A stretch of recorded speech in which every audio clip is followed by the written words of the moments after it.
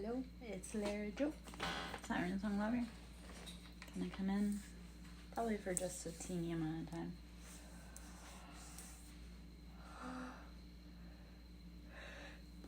It's really late.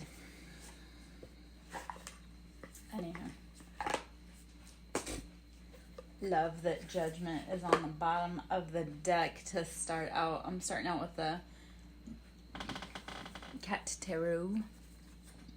That's how we go. Oh, I wonder if that's me.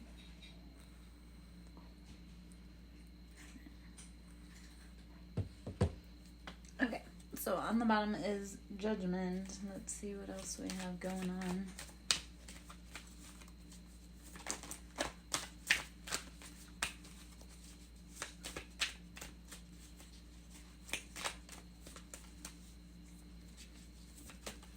Okay, Justice, heavy Libra, heavy. We're getting Justice, we're getting Judgment. Those are beautiful cards. Let us see.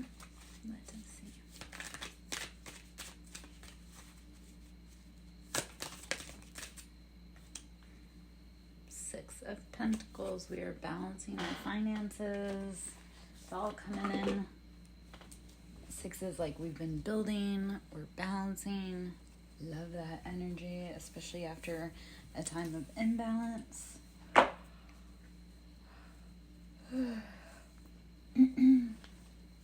where am I going? Apparently I'm trying to log into things I don't want to be logging into. Okay. Cool. Alright, let's see what else.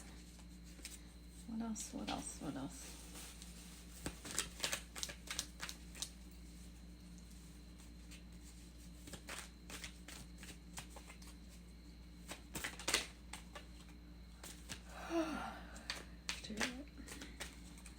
Sleepy.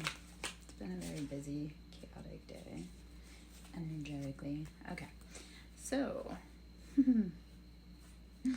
this balance is around a Leo and a Sagittarius who are imbalanced. They're in reverse. And Nine of Cups. We are going to be bringing in wish fulfillment, happiness, love. After mental imprisonment, we've been fighting in our own head, and we are bringing in balance after, like I say, being imbalanced with a Leo and a Sagittarius. This is very relevant for multiple sections of my life, so I love that.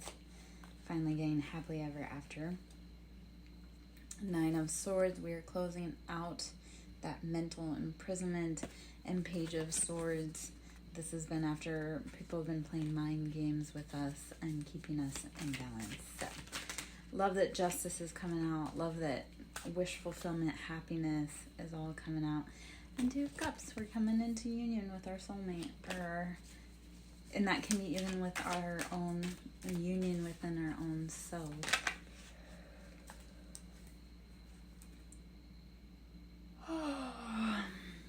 We are getting a financial offer. Love that. Seven of Wands. There's been a lot of trickery. There's been deception. Seven is like so many choices, so many options. In love, there's been a lot of, like I say, deception. And Page of Pentacles. It's been keeping us stuck in a imbalance in our finances, which we know, we saw. It's coming to an end. I love that for us. Oh, excuse me.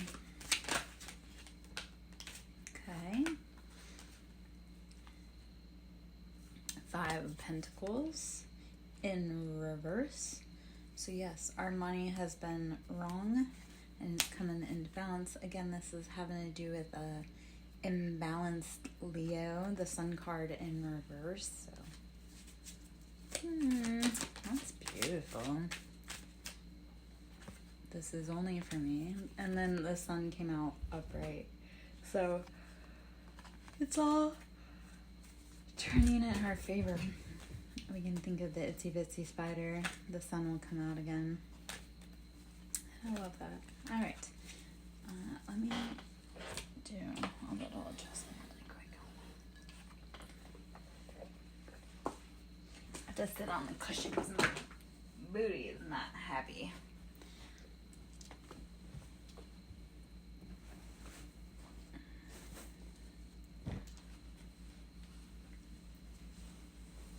Okay. Ooh.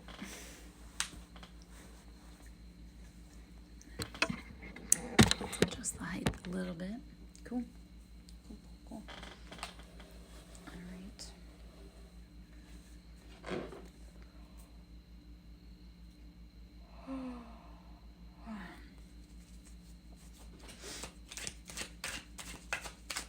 Let's see.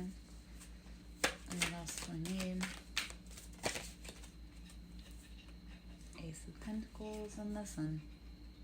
So we are bringing in that financial stability, that wealth, and the Sun is coming out. So that is gorgeous. Okay. 4 of Pentacles. Because we've been imbalanced, we've been in lack, we've been holding on to every little cent because we don't know when the money is coming after all of this fiery energy that has been imbalanced. The Hanged Man. Our perspective will be changed and it will be in a better position. Okay.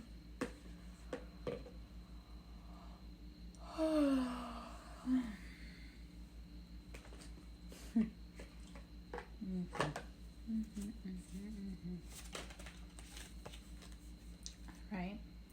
Well, 3 of Swords. So 3 of Swords, we've been, like I say, there's been deception, there's been mind games, third parties getting in the way, not helping us. 4 of Pentacles. Our money has been reversed. Or not reversed, but our money has been tight. It's been just lack. Okay. Let's see what else. Anything else? Okay. Queen of Pentacles. We'll be selling in that beautiful, abundant, we've got everything we want, need, desire, love. Let's see. We're financially sitting pretty. I love that this reading is all about money and balance and finding that peace within our life after so much turmoil, chaos, poverty, lack mindset.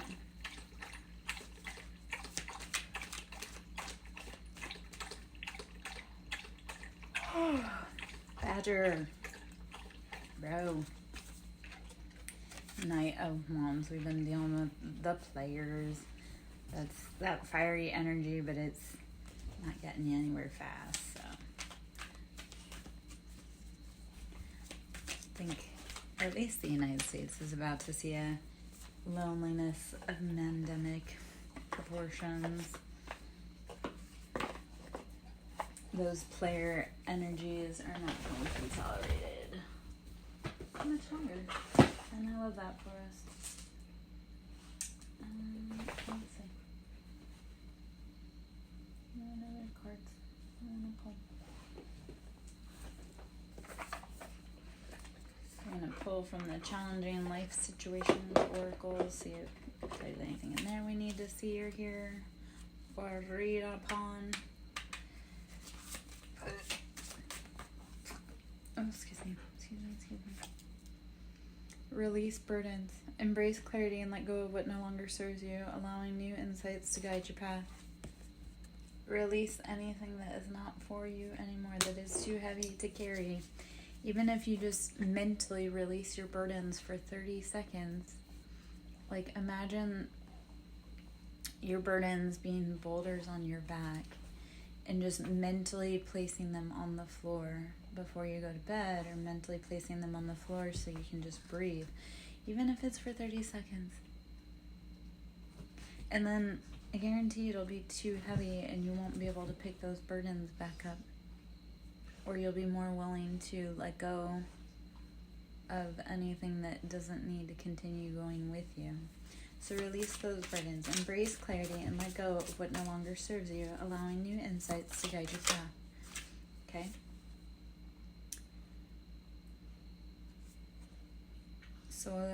souls of balance. Seek equilibrium in love and career, harmonizing your inner scale. Doesn't look like scale. Harmonizing your inner scale to weigh decisions with both heart and mind. Scales of balance. Okay.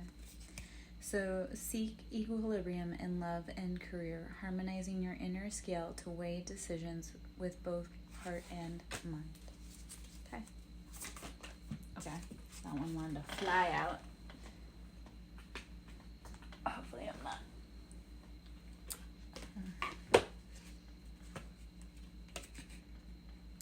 Okay, divine timing. Be patient, for some things take time to manifest fully in your life.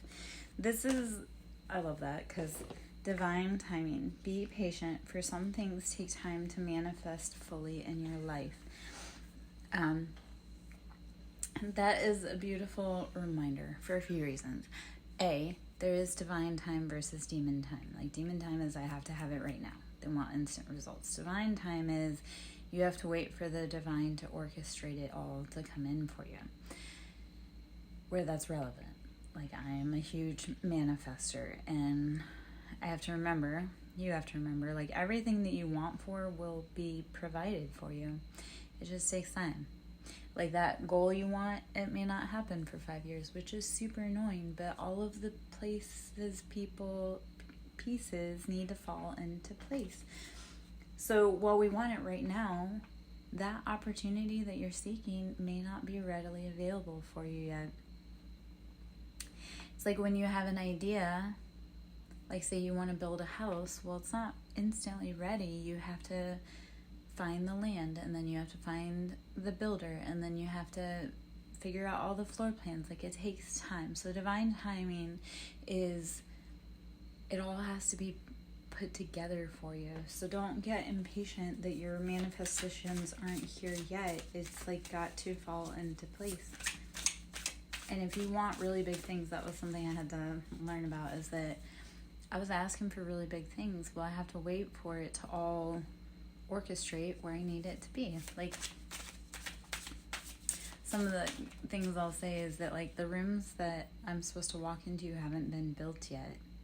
Or that opportunity I'm wanting, it hasn't even, like, it takes time to build. So, okay, shield of resilience. Employ your shield of resilience, guarding against external pressure while nurturing your internal strength in love and career.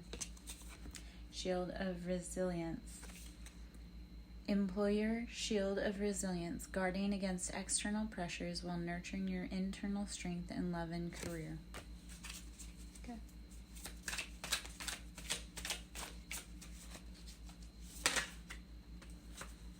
Protected.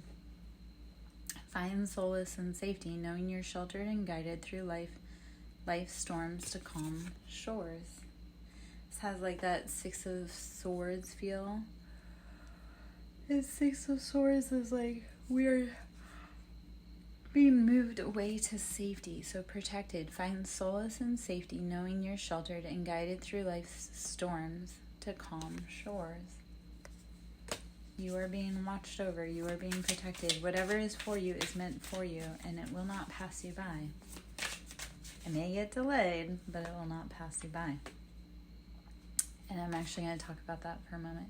So, when we're asking for big things, or when we have a big mission, like say, and I've spoken on this before, like say you're going to win the lottery. Well, if you have people around you that would immediately take your lottery winnings and stab you in the back, you will be sheltered until those people are removed from your circle. So this is one of the lessons that I've tried telling the people I love the most. I'm like, clean up your circle, because you don't get your blessings when you have people in your circle that would hurt you or that would take everything from you. So that's why I've gotten very strict about who I allow in my life and who I don't, because I'm like, I'm not gonna let someone in my life potentially take everything that I've worked so hard for. So that was an important lesson. It's like when you're around friends and all they want to do is drink and smoke and whatever, and it's like, Okay, but if you were to be a billionaire, those people that drink and smoke, all they would do is party on your time and then take it from you.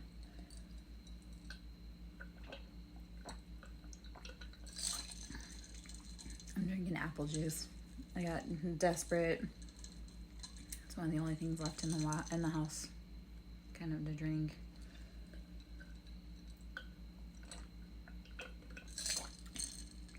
Besides water, and I have water too.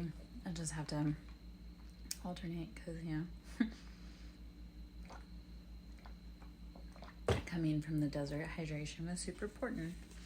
Gate of opportunities. Pass through the gate of opportunities where new paths unfurl with boundless potential. Gate of opportunities. So that's like the sky is the limit. Gate of opportunities. Pass through the gate of opportunities where new paths unfurl with boundless potential. Hi, handsome. You are wanting to help me read today, apparently. Yeah? Cool. Cool. Fast progress. Move forward with swift precision and do what must be done now. Fast progress. Okay. So it's pulling back that arrow and taking aim so that you propel forward. Move forward with swift precision and do what must be done now. Okay.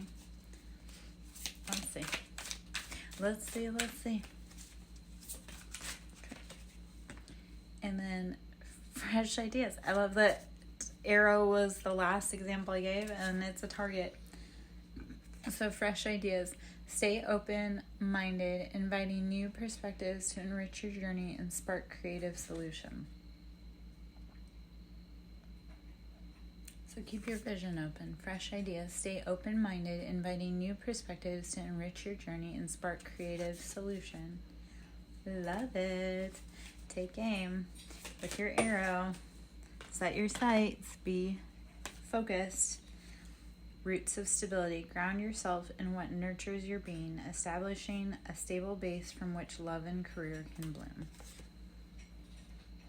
Roots of stability. Ground yourself in what nurtures your being, establishing a stable base from which love and career can bloom. All right. One more shuffle. We'll see how many cards fall, if any. And then we'll change decks.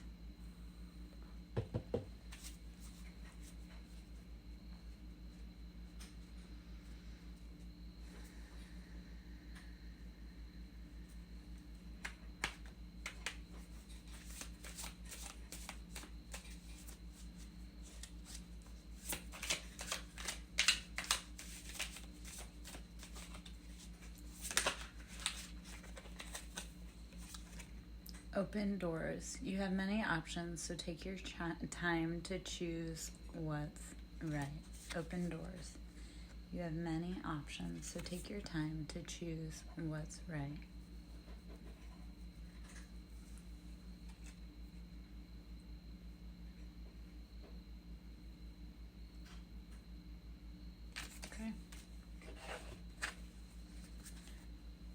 Okay.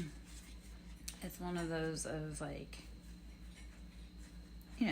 breathe, pause for a moment, make sure you're getting everything you want, need, love, and desire.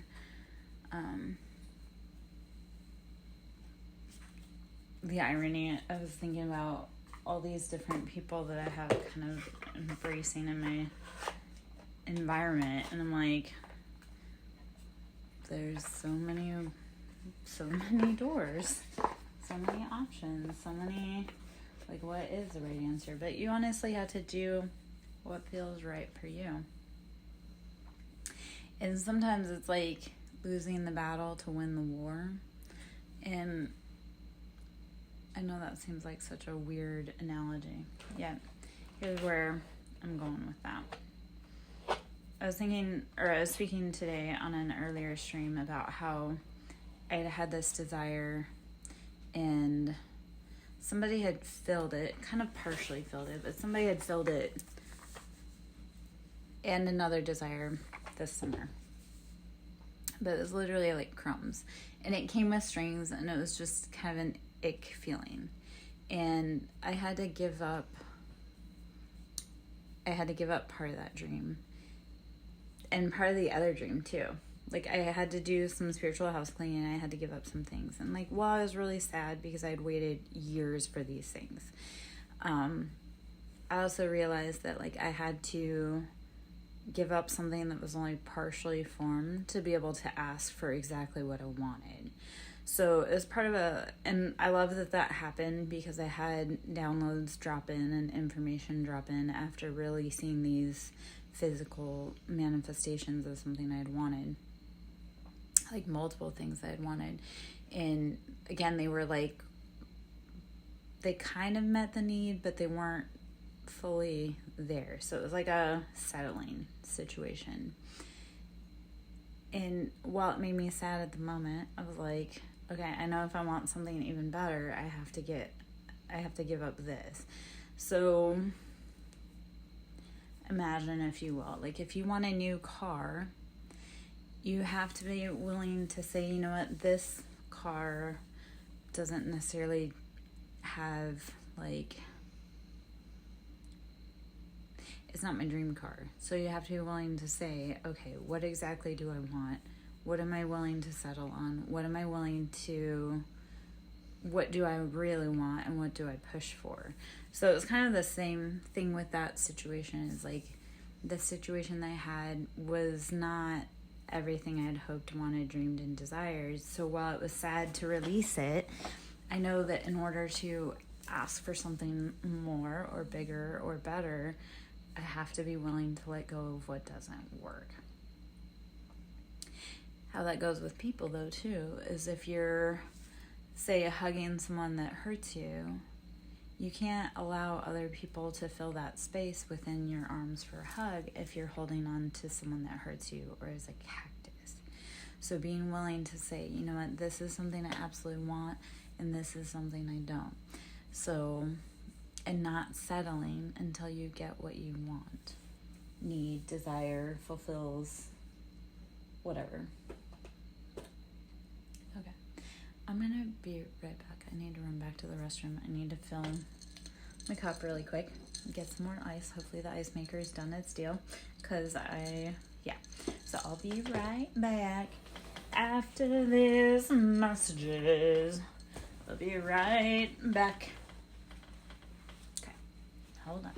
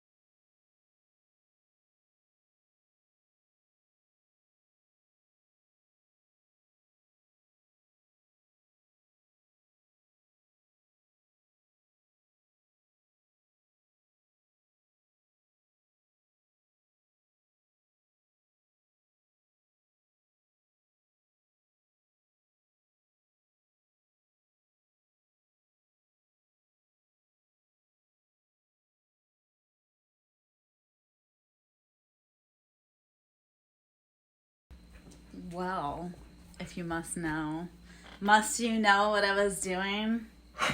How was your birthday? And did you get my Discord? Did you see my Discord after we got off that chat the other day? I am resting, recuperating, and my stomach is being really pissed off right now. I was like, I don't know if it's the apple juice that I'm drinking, or if I did a detox earlier, or I did a detox earlier, so I'm like, I'm not quite sure. Oh, yeah, no, so the Discord that I sent you, I'm like, your birthday was one day off from the first Scorpio that I ever loved, so that's why I knew when your birthday was, because you were one off from, like, the first Scorpio that I ever, like, had a thing for. And apparently with you boys, it's like we have to insult you in order for you to, like, take us seriously, because nobody ever insults you guys. So that's apparently my charm with Scorpios. I insult you guys and treat you like you're special, and then you guys, like, go ape shit over it. Yeah, no, yesterday was a bad day for streaming for me. It was not. And though,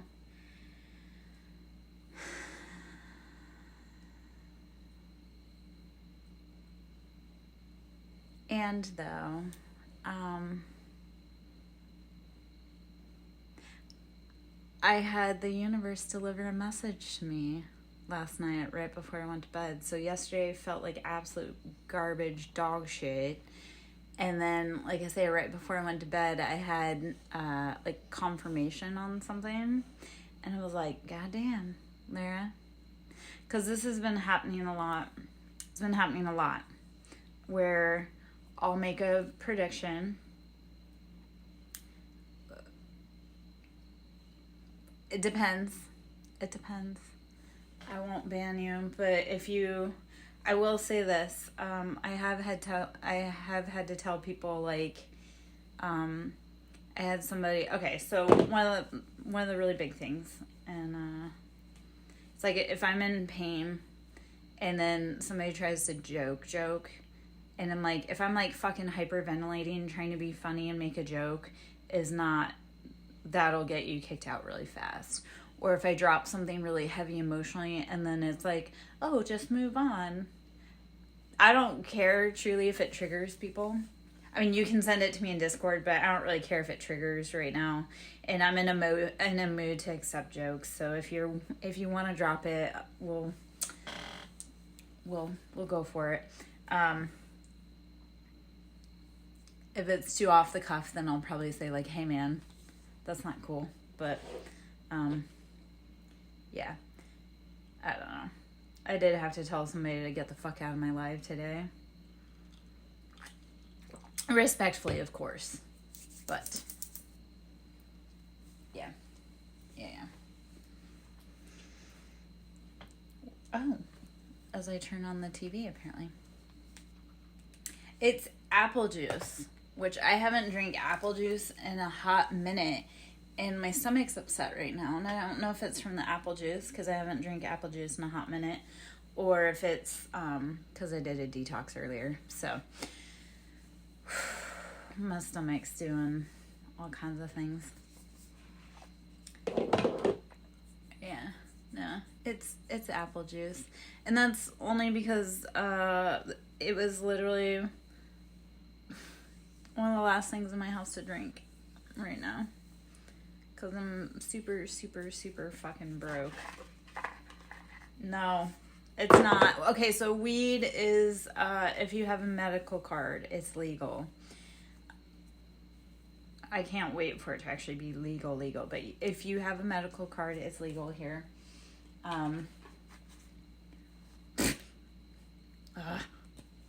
Yeah. Other than that, which I have my medical card, so, you know, Eventually we'll get flour. Yeah. They have, yeah, but they have medical in Florida too. You know what upsets me about Florida is Florida actually has flour, and yeah, it'll be legal everywhere soon enough. My hair is looking really pink today. I actually washed my hair today when I did my, you know, the beauty is I don't have to apply for a job like that, yeah? This is my job. That's why I walked away from the medical field, because, yeah. Embrace potential. Explore abundance of opportunities with an open mind. Answers reveal limitless horizons for your journey. Embrace potential. Explore abundance of opportunities with an open mind. Answers reveal limitless horizons for your journey. Yeah. That's, I don't know. There's a lot of things.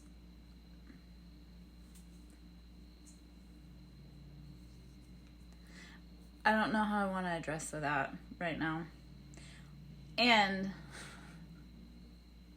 I think a lot of women after this election are probably going to be filing for fucking divorce and be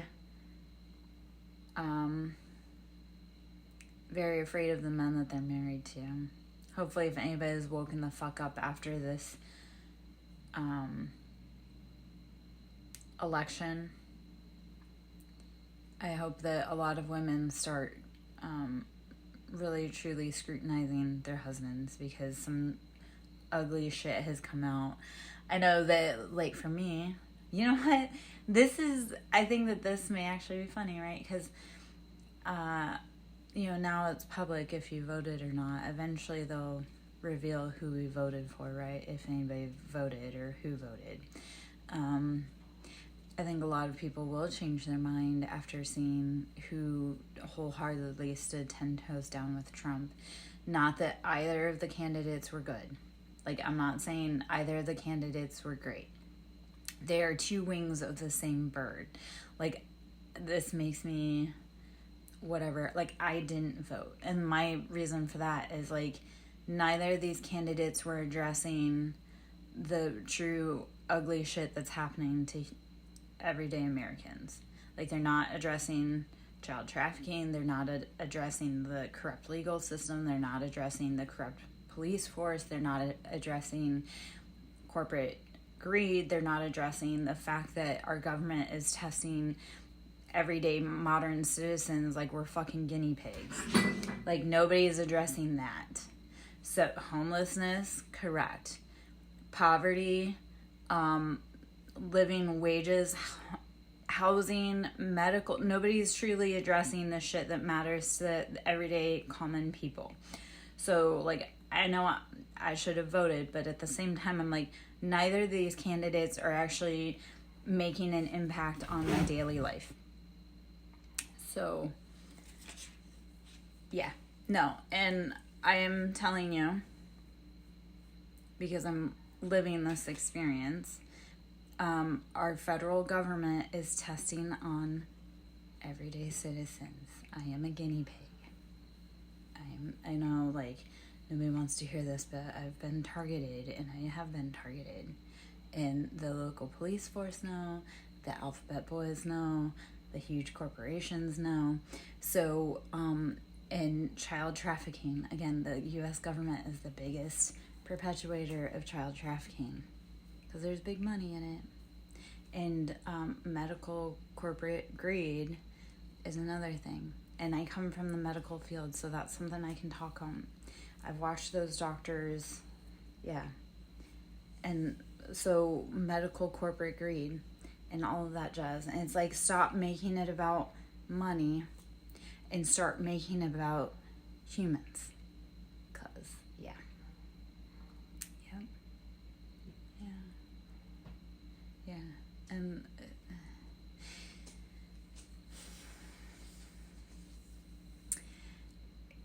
and I saw it go by again today, and I'm sure it wasn't from the Lorax, but the Lorax reminds me of it. It's like we vote for the axe because we think that it's made of wood, not realizing that it's, so it's like people all the time vote against things that are in their best interest. It's like, do you not see that, like, they aren't for you? And that's,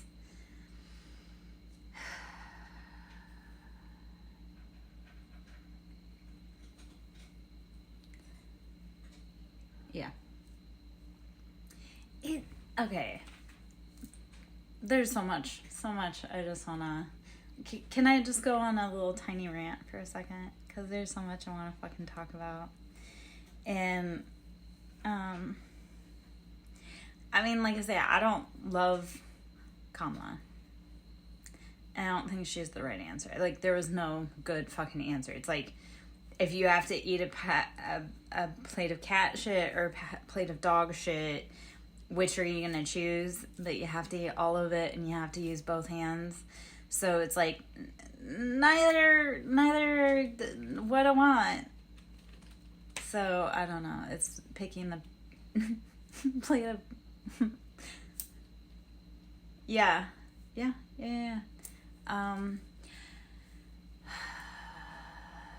So, on TikTok, which I don't know how much you're on TikTok, but on TikTok, and there's some fucked up shit going over there.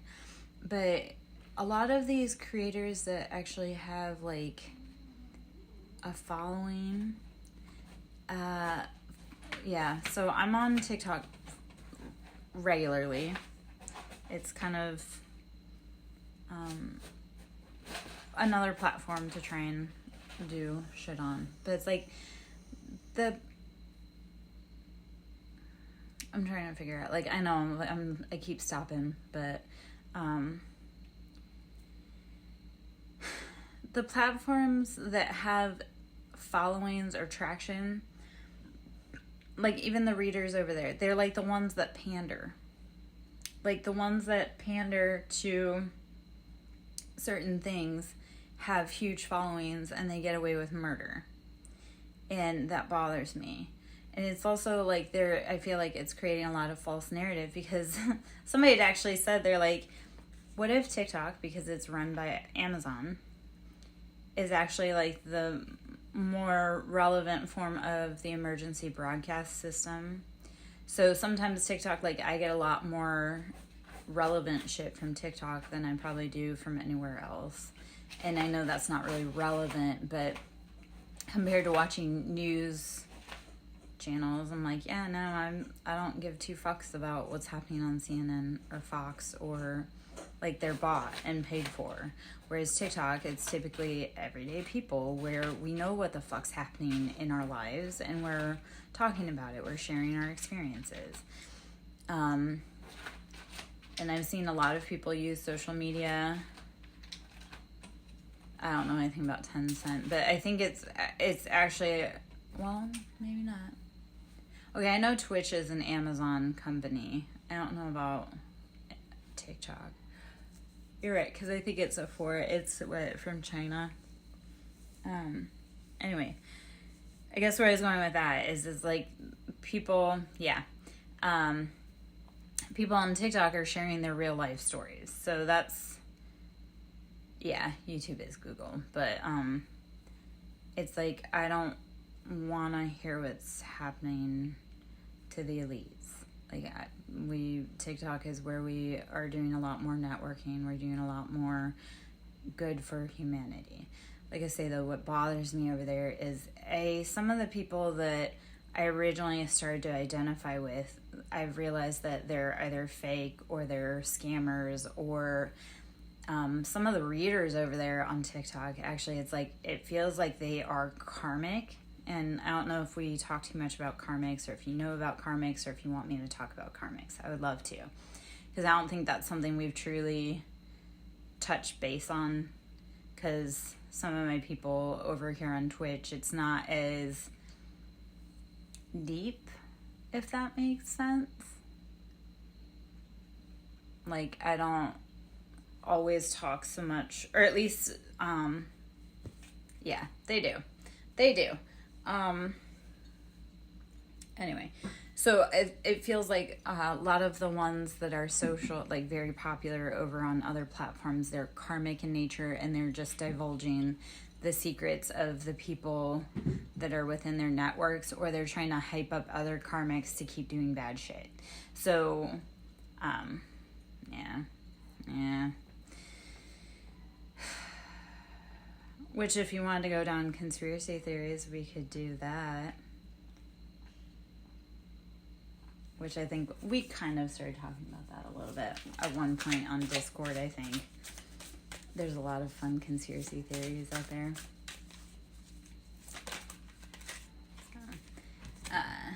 Harbor of Peace. Find serene refuge in the peaceful embrace of a gentle harbor, allowing tranquility to still your waters.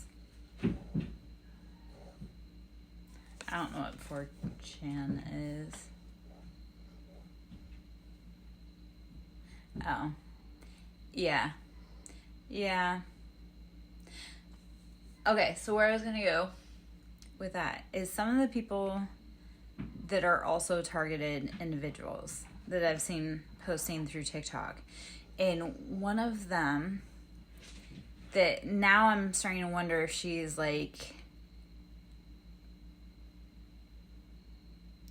trying, like she is not who she says she is, which I know we can all say that. But first off, she has like a vibe of my niece, and then she's like talking about Trump, and she's like, oh, like my daddy Yeshua says Trump was gonna win, my daddy, and Trump, and I'm like, you seemed so intelligent, and you seemed, maybe not intelligent, but like you seemed, something's not right there. And like I say, it just gives me like an ick feeling. You're speaking language, I'm like, eh. Yeah, I don't know. It's,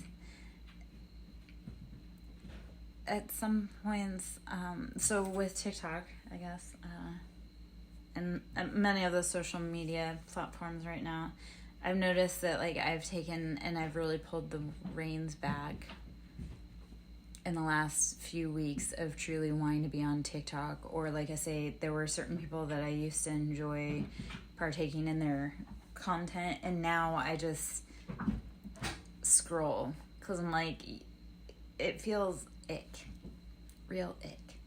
So yeah, I don't know, some weird fucking shit is going on in the world. It's people voting again and believing in things that are against their best interests.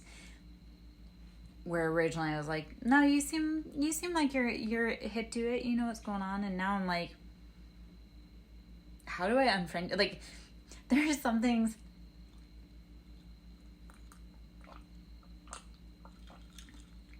There are a lot of people now that I'm like, I really want to never see you cross my page again. I know maybe that sounds horrible, but yeah, there's, after the last few weeks, which is what happened, I think, in the last election with Trump, where it was like, there's a lot of, I want to talk about this. Whew. And this is a perfect one to talk about with you, Say Davy. So, and my friend kind of had a point, but it definitely made me look at her sideways. Yeah. So my friend, and I didn't know she felt like this, and like I say, it was after the last, when Trump first got elected, and my friend, there were three of us, and it's a complicated past, and there's a lot there, but after the first election with Trump, and it was three of us friends, and we were out to dinner, and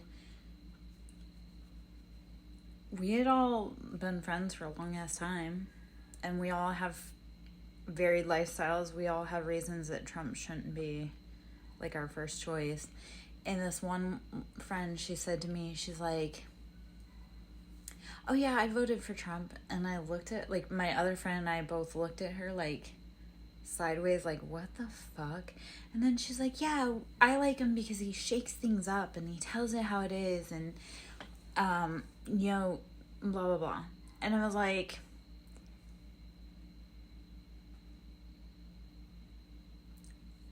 she had a point. He does shake things up. And here's what I actually did love about that. After the first election with him, and then after Corona, you really got to see who people in your life were and how they valued life and other humans. Like, I watched people, like I say, after Corona, I definitely started taking a different stance on, like, my family. I realize, except for, no, she was, like, full, like, it was not good. Yeah. I do like the fact that I don't like the fact of the last 8 years, and yet at the same time, the last 8 years have shown us who people really are in our lives. And I know this sounds drastic, but it's like, I realized, I'm like, that is not someone I want watching my back, because they do not have my best interest at heart. So I guess, if anything, the last 8 years have shown us, like, who people really are. And for me, it's like, I started taking, like, a no stance, like, you are out of my life. I know that sounds harsh, but it's like, if you can't look out for other people, like my mother, who, evil, sadistic, psychotic bitch anyway. But when 2020 happened, and they were going out when they had COVID to eat, and not wearing a mask, and not taking care of anybody else, and just, they were intentionally going out and potentially getting people hurt. And another one, like a family friend was in the hospital, or she was in a extended, like, a nursing care facility, and, like, got her sick, her son got sick, they both died. And my mom was, like, mad because she couldn't go out to eat after she was sick, getting everybody else sick. And I'm like,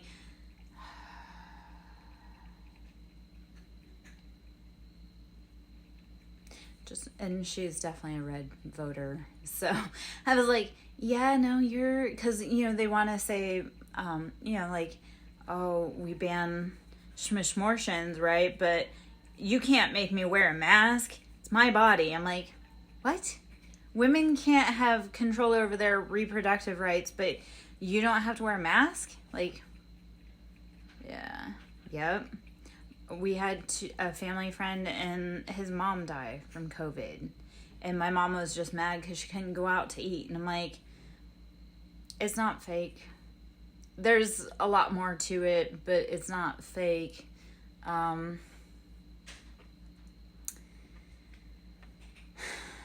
There's so much we could just, that's like a whole fucking hornet's nest that we could talk about. And I know it's just us, you and I, talking right now, but it is, I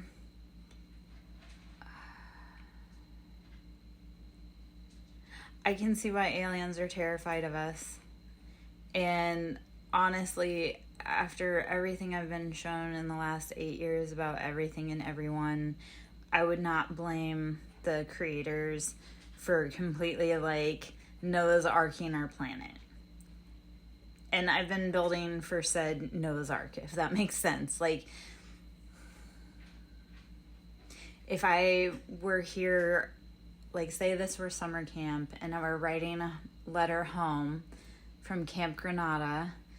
I don't know if you know that song. Please tell me you do. But if I were writing a letter home to my parents, like my cosmic parents, I'd be like, this planet is beyond redemption. Humans don't ever fucking learn. Like, just, it's time to restart, if that makes sense. I know that sounds horrible, but I've lost faith. Yeah. No. No. No. No. And just,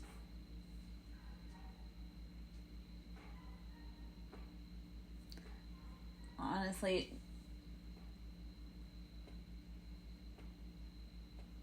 yeah. Yeah. My dog's snoring. He's making like mouth noises. Earlier he was his feet were like bicycling while he was sleeping. So thank you. Oh my gosh. Like sometimes I feel like I'm at summer camp and I'm riding home to my parents like, please come get me. Please come get me. Please come get me. Please come get me. Camp sucks. Like I need to go home. And honestly, okay, so Earth you can look at it any which way, but Earth you can look at as either as a prison planet and we don't get out of here until we learn our lessons, or you can look at it like Earth is a boarding school, and those of us that were brave enough to come to the training grounds, like this really is like the testing grounds. Earth is the testing grounds. So like I say, you can either look at like it's a prison planet and you have to serve your sentence before you can go home, or it really is for some of us that have decided to do the ascended path, it's testing grounds. And we are here as an Earth school, and we are here to report back to our parents. I don't know. I used to love that song when I was a kid, and I don't know why. It's been coming up the last, yeah. It depends, though. It depends on where you are on the spectrum. Like, some people, like, this really is a prison planet. Like, we will keep reincarnating until we learn the lessons. That's why, like, this path for me is, and I've talked about it before, this is my last life reincarnating. Like, I'm not reincarnating again.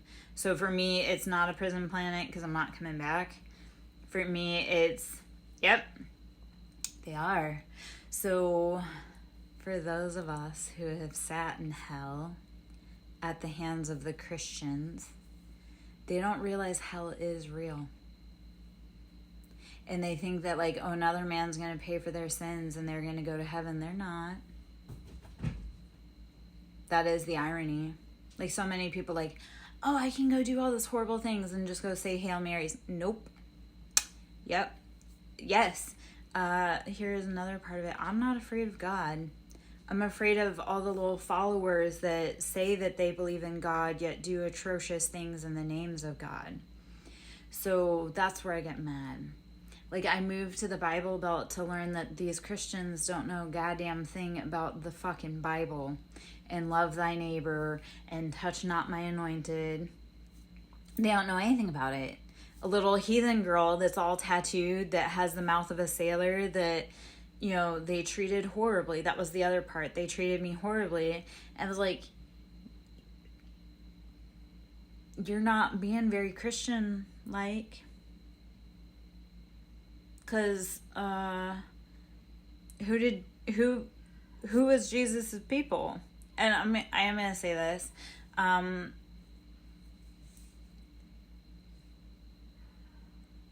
Yeah. Yeah.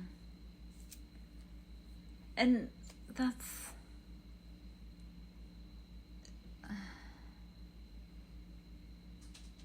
yeah. Yeah, it's like... And honestly, I don't even know. Yeah, no, I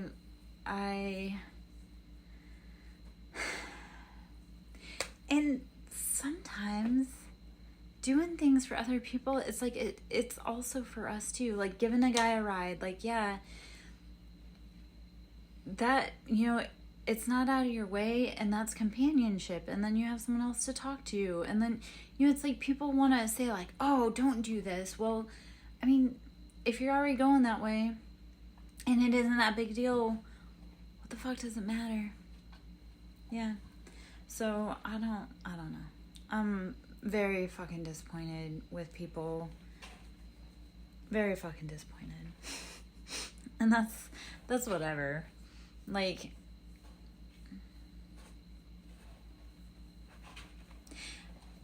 okay, so that's I'm gonna say this, like, I think the hardest part is, like, when somebody does something fucked up. Okay, so I have this fun little trick whenever I meet people. Like, one of the things my best friend used to say about me, I said, what's my downfall? And she's like, you see the best in people. Yeah. Yes. Oh my gosh. One of the things my best friend used to say about me, she's like, you see the best in people. I was like, actually, I see the best and the worst in people. And I will believe in the best in you until you show me a side that I can't unsee. So when she was like, you see the best in everyone, I was like, no, I see the salvation in everyone. And once they prove to me that they're not trustworthy, then they meet the door. But that's also because I know, for me, like, I'm kind of people not because I'm foolish. I'm kind of people because it's mercy. Yeah. Yes. Like, help people because you don't know who's going to help you, or you don't know who's going to help your cousin, or you don't know, you never fucking know who you're helping. You may actually, I love this because one of the aliens on TikTok posted, he's like, yeah, one day I'm a child and the next day I'm a homeless person, the next day, like, they hide and they mask because they want to see, are we worth redemption? I know it's treating, and I get along with every group, right? Every range. I treat the janitor with respect and I treat the CEO with respect. It doesn't fucking matter. Now, if you're an asshole to me, we'll see. And it depends. Is it like, how egregious was it? And I think the hardest part when I fall out with people, it's like, I know you're better than that. Like, I'll talk about an ex for a second. I go, I'm disappointed because I know you're better than that. Like, I don't give a fuck that it didn't work out between us. I'm just mad because I know you're a better person than that. That's what pisses me off. Some people aren't, though. Anywho. Okay. Well, fun little rant, I guess.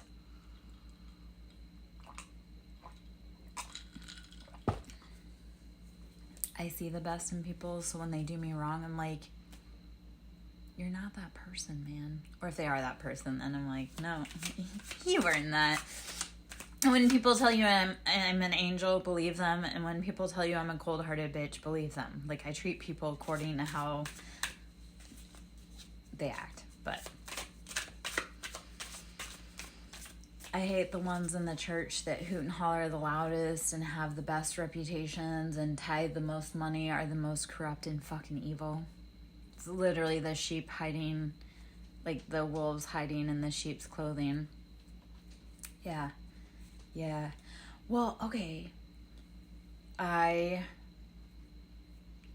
got stranded on the side of the road in the middle of the night in an unfamiliar part of town with no one to help me. And it was when we moved here, so I literally had no one I could fucking call. And one guy stopped to see if I was okay. Now, mind you, I was terrified, and I couldn't exactly at the time contact the police for help. But, yeah. No, Nevada is the place where you always need gas. Oh my gosh. Yeah. Depending on where you're at, because, you know. Turn the page. Embrace new chapters with curiosity. Openness paves the path to wisdom.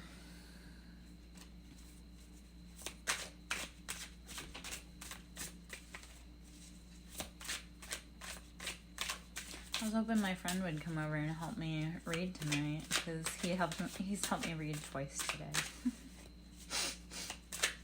Different suspects than usual.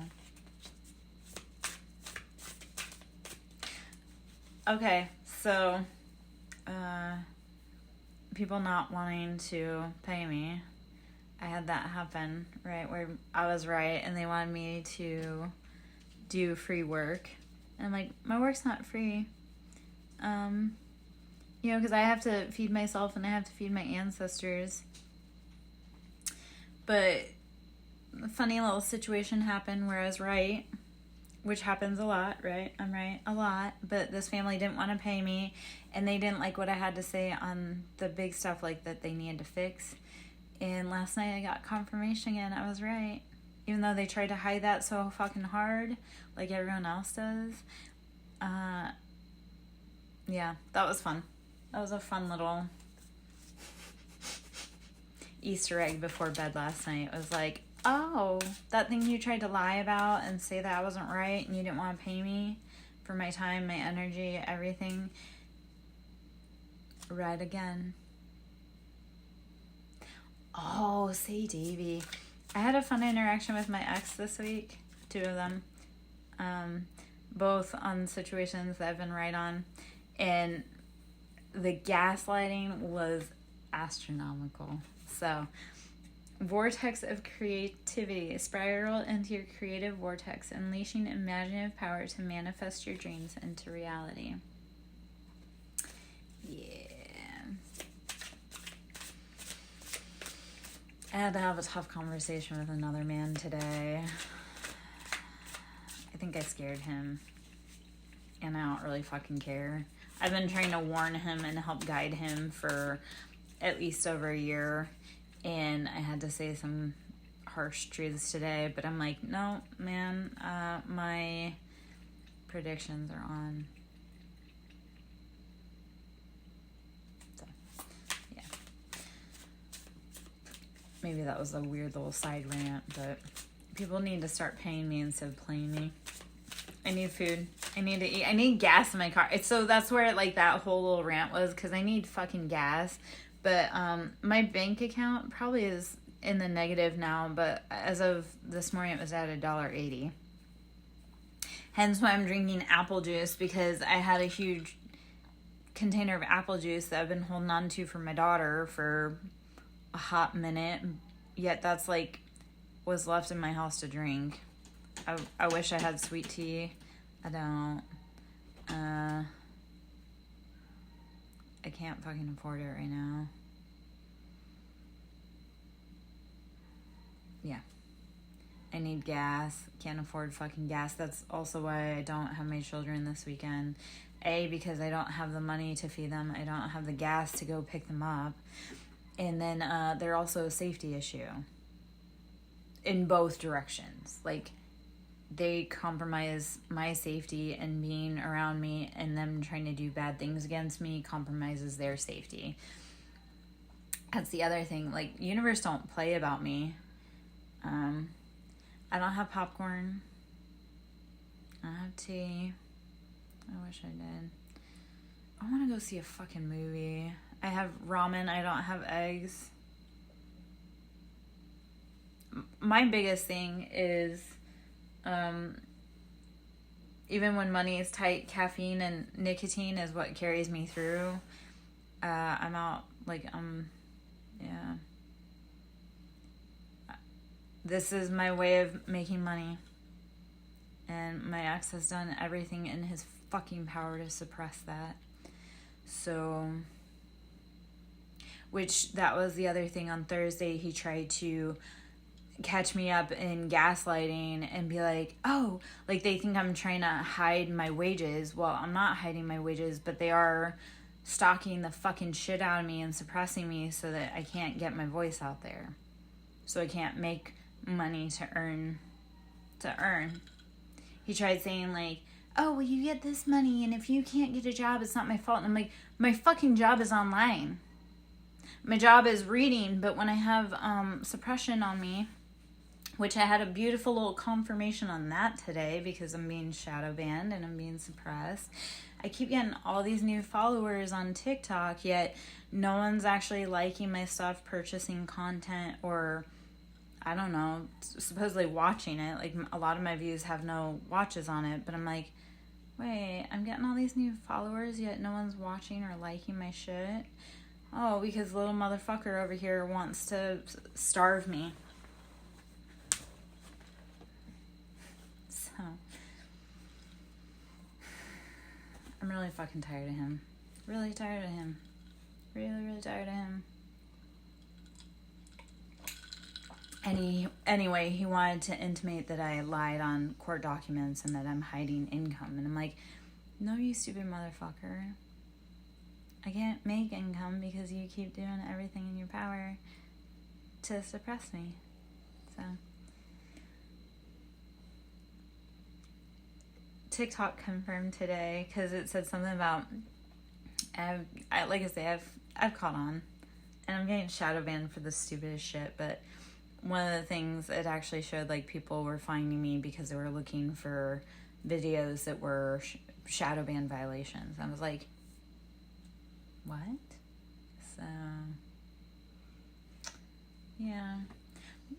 He's gonna have a lot of questions to answer to. I don't know.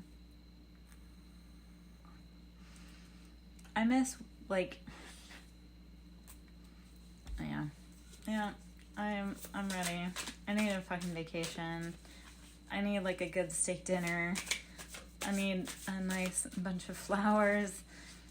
I know I keep saying I need, but I really do.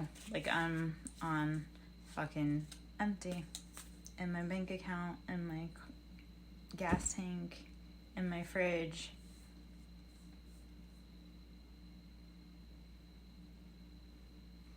Also part of why, like, I didn't want my kids in my house. Like I say, like, I can't afford to feed them, and they intentionally break my shit. And I also don't want them to go report back to their dad about how fucking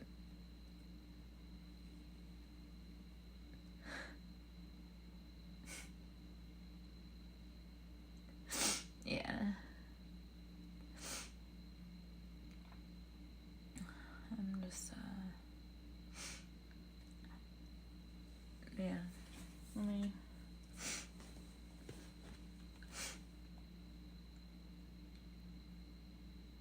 I'm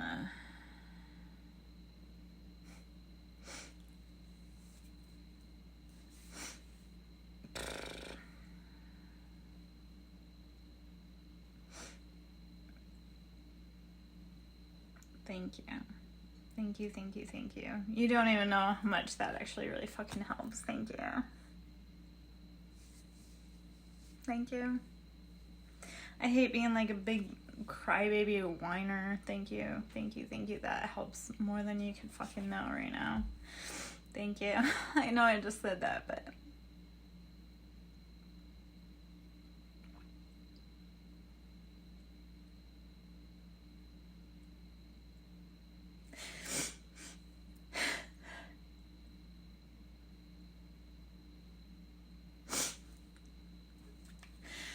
oh, thank you, Davey.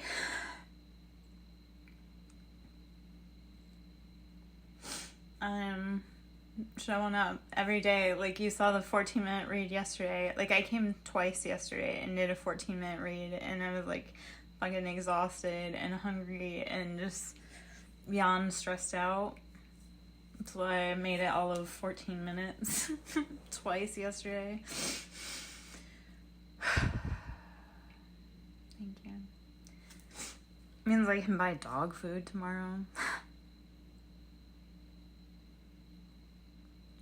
Keep looking at that. I'm like, fuck, I need to be able to take care of my animals right now. That's... and myself. And, yeah.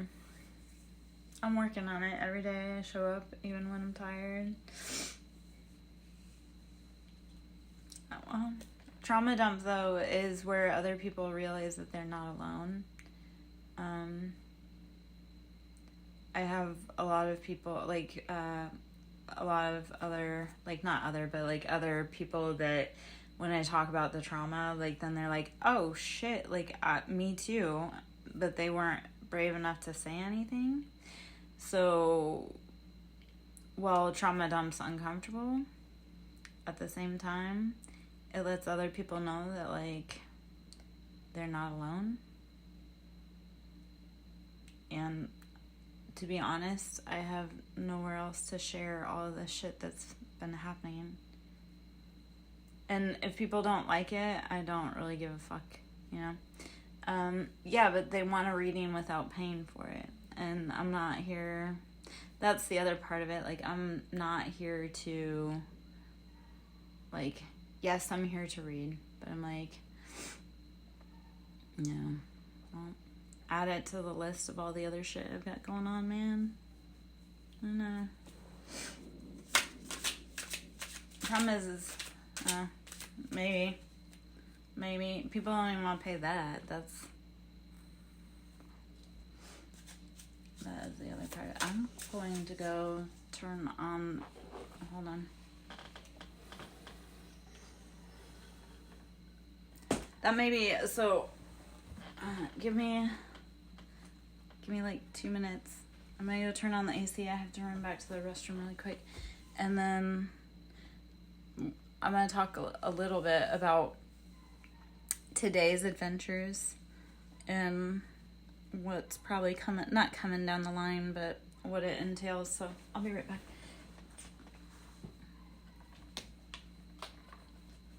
Hold on. I just got really warm. Wait a minute.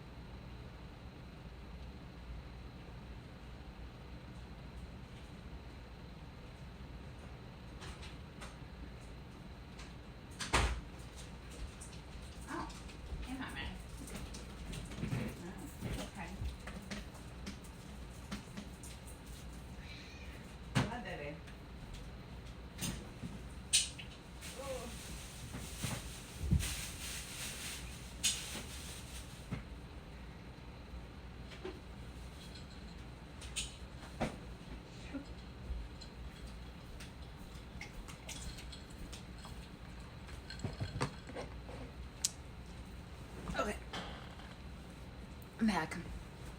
Kind of. For a minute. Okay.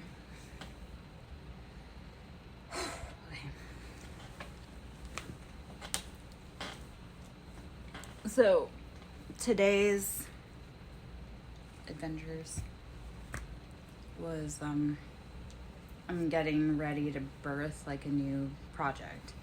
So, that's, what this weekend has been. Also is just kind of resting and preparing for that. So we'll see how it goes.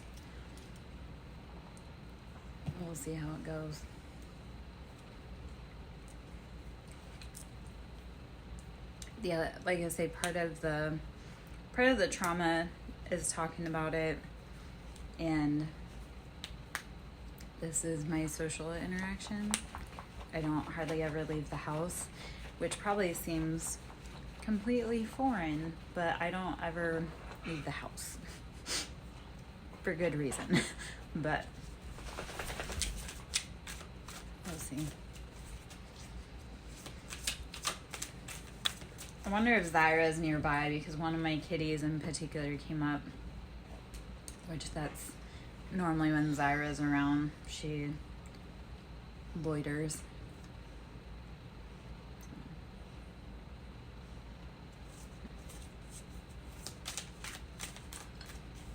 Hey girl.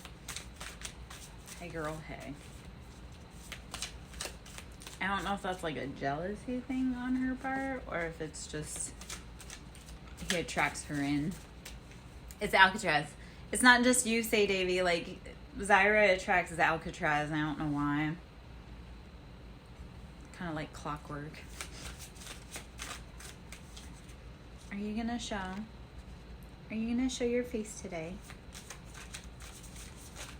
Maybe. Maybe not. No? Okay. Okay. Embrace courage. Open your mind. Learn from experiences and let answers unfold in your journey. Yeah. Hello. Okay. Oh.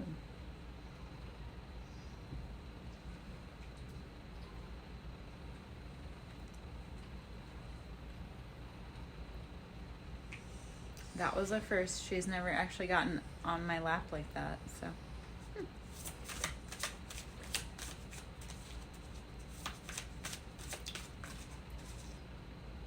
Hi. Okay.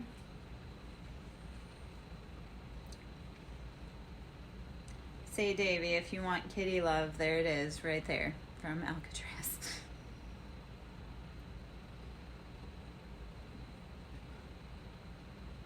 She says thank you.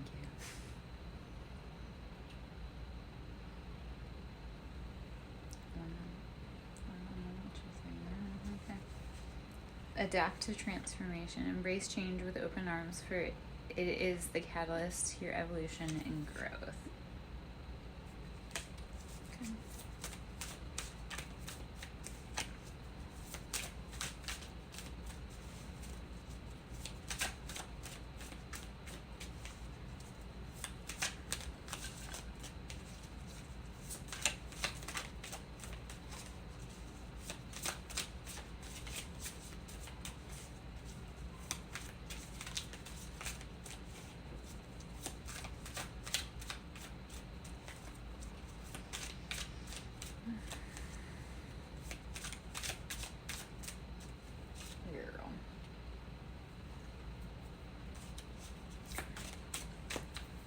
Switch decks.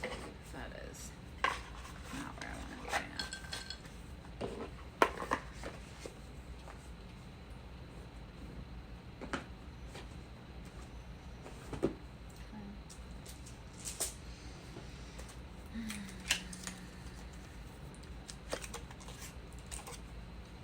Okay. See what the general energy collective is that we need.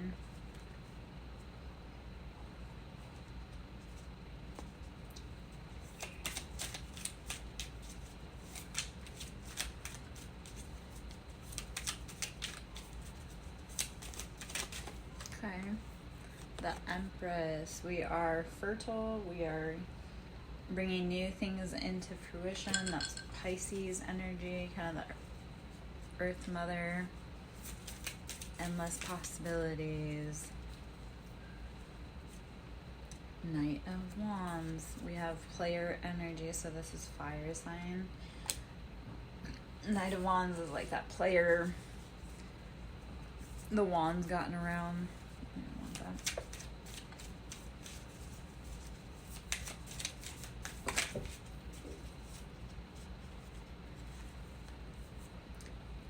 Five of Wands in reverse. So the conflict, the chaos has been keeping us stuck, stagnant. Again, wand energy has to change.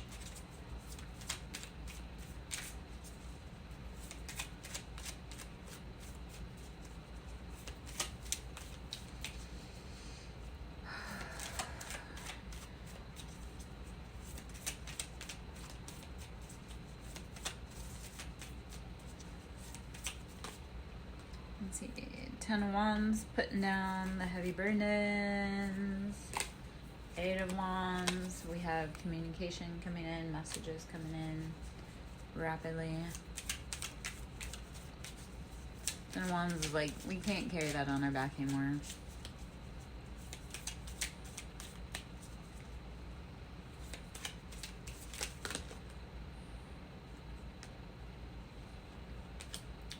King of Cups is coming out there. So balancing our emotions, we are balancing the Six of Pentacles, we are balancing our finances.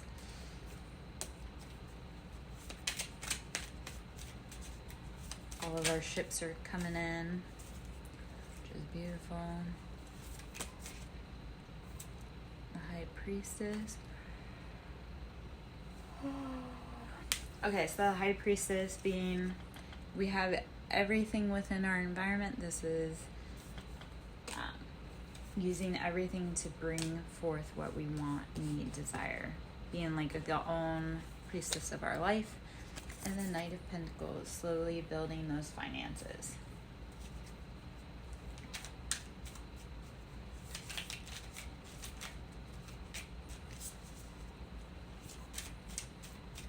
Let's see. What else, if anything?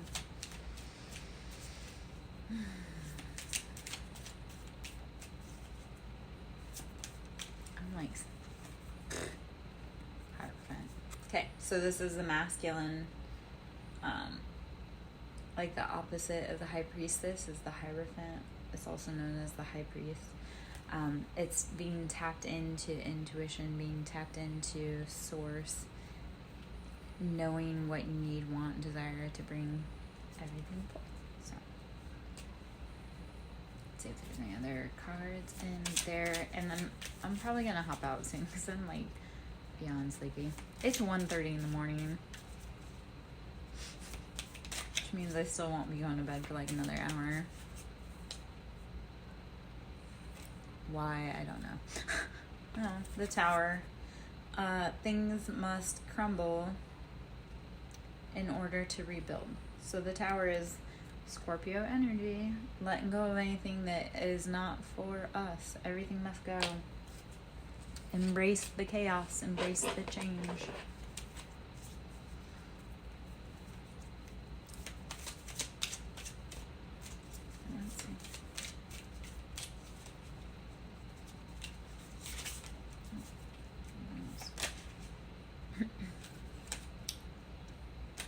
Seven of Swords, deception, mind games, betrayals, needing to let it go. Nine of Pentacles, it is the slowest moving card in the deck, and yet it's also the most stable because it's slow and steady wins the race. So we are slowly building our finances up after the Tower. And then Three of Swords, letting go of betrayals, heartbreaks, third-party situations, mind games, no longer allowing it to continue on.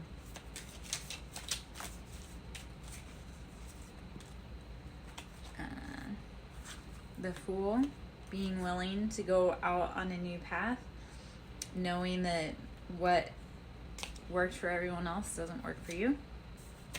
The Chariot, this is Cancerian energy, moving rapidly forward towards what we want, need, desire, emotionally knowing what we want. Queen of Cups in reverse, so we've been dealing with someone who maybe is hot and cold, plays mind games, feminine or masculine in their imbalance situation. Queen of Swords, we have to cut off anything that is not for us. This can be an air sign, feminine. And Three of Cups, there's been too many cooks in the kitchen. So Three of Cups I always look at as like there have been too many people trying to persuade the outcome. So no more. Chariot, moving forward swiftly, no longer allowing anything that is not for your highest good to hold you back. Okay. Really, Queen. All right. Say, Davy, maybe we'll have to get on tomorrow and talk about Ko-Fi. Maybe we'll Discord about that. I know we talked about it, what was that, like a month ago? No, it was a while ago. It wasn't on a weekend that I would have had my kids. Two of Swords, we've been in a stalemate. We have to cut through anything that is not for us and say, you know what, I can't keep playing in these circles. Yeah. I'll have to touch base with you. If you're going to be around on Discord, I'll have to touch base with you tomorrow, because I do want to talk about it more, but a million things have come up since then. Stream services,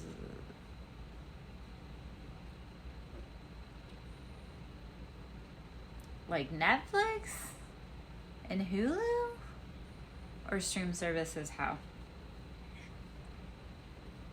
Probably not.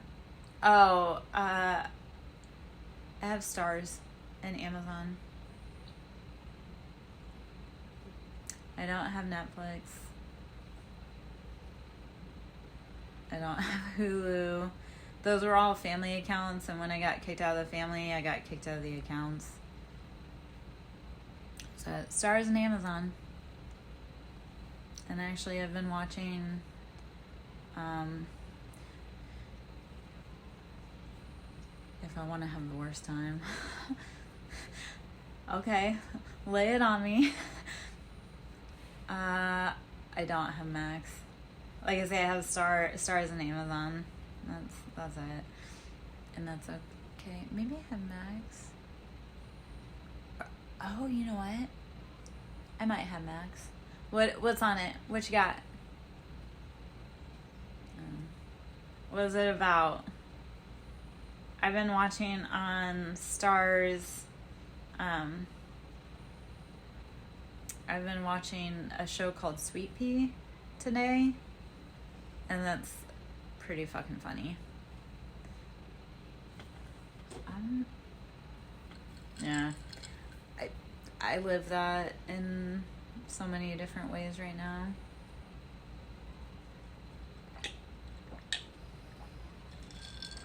I'll have to look at the preview for it. I can imagine. I think that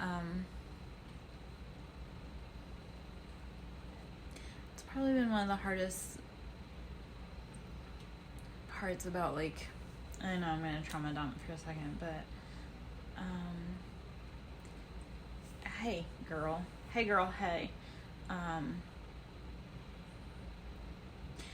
one of the hardest parts about, like, everything that I've gone through is, like, the separation with my kids.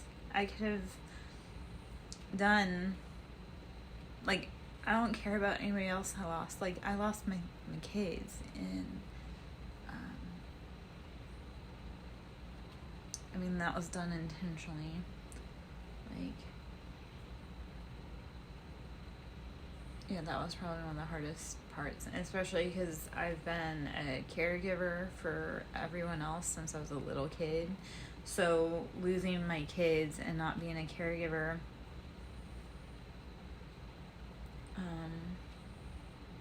my whole life, like, I lost a huge part of my identity.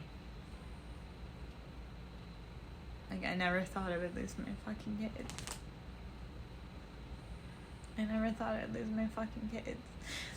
And I never thought I would lose my friends or my family. Like, I was super fucking close with my friends and my family, and I was always really well liked, and that's why all of this has been, like, a super mind fuck, because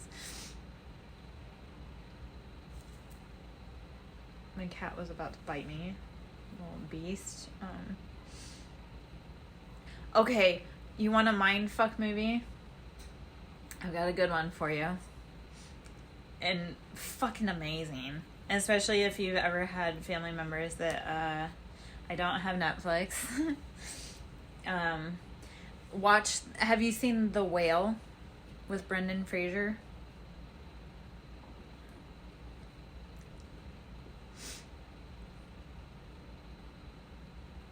Because that movie is a mindfuck. I wish I had Max right now, because I want to watch True Blood really fucking bad right now, but I don't have Max. I, again, can't wait until I either have a man. I can't wait till I either have a man or have the financial resources to be able to afford luxuries again. Like streaming services and getting my hair and my nails and certain luxuries done again. Good movie to watch is, like I say, Whale with Brendan Fraser. It's yeah. I love True Blood. I fucking love True Blood. I hate Bill though. I've never liked Bill. Like, he's a whiny little bitch. I do love Eric, even though he's a bastard. But the love story between Eric and Sookie is one I love. So it's been a hot minute since I watched True Blood. Never watched House of Dragon. I watched a teeny bit of Game of Thrones. I love on Stars Outlander.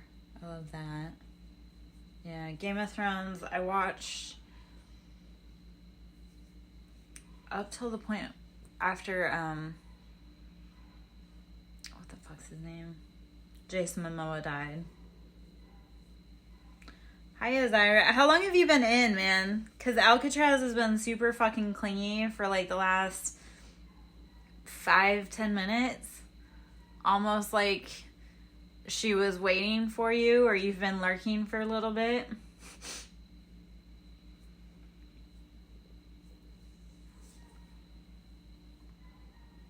Like, she actually got up on my lap today. She's never fucking done that. And we've been together for,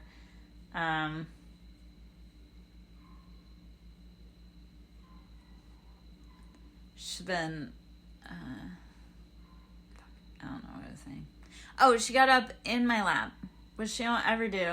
Like, Alcatraz and I have been here since, we've been together since, January, and she's never gotten in my lap. So that's why I was like, I wonder where Zyra is, because Alcatraz has been super clingy. And you said Tuesday was on Max. Yeah. I wonder if I can find it on anything else.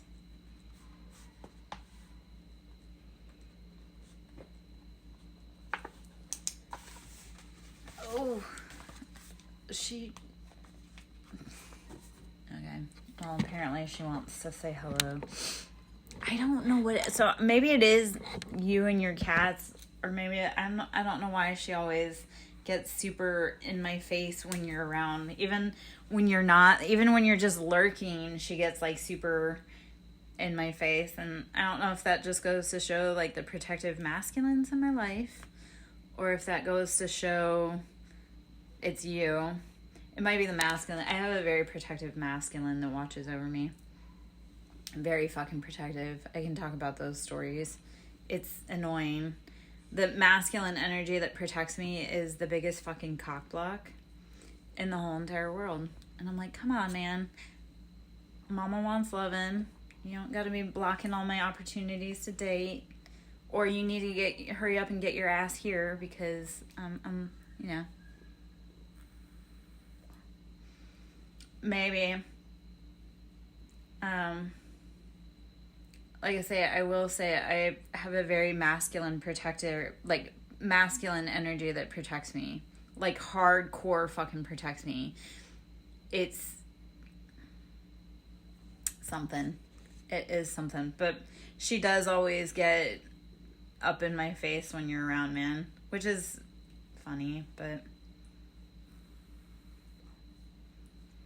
She's the only one, like, markedly so. That's why when she's been super clingy, I'm like,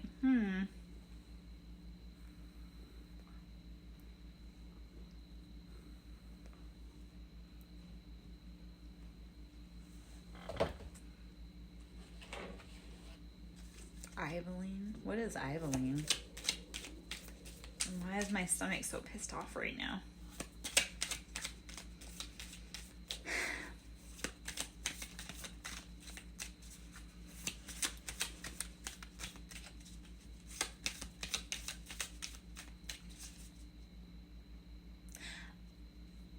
Zyra, question for you.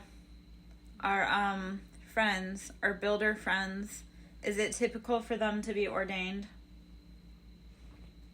This is a perspective question. I need to ask some perspective questions right now.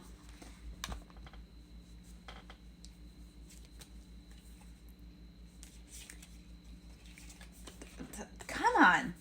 Okay, so there's a tower. It's all crumbling down. Financial abundance. 9 of Pentacles. All of our dreams are coming true. And Knight of Swords, cutting through anything that is not for us.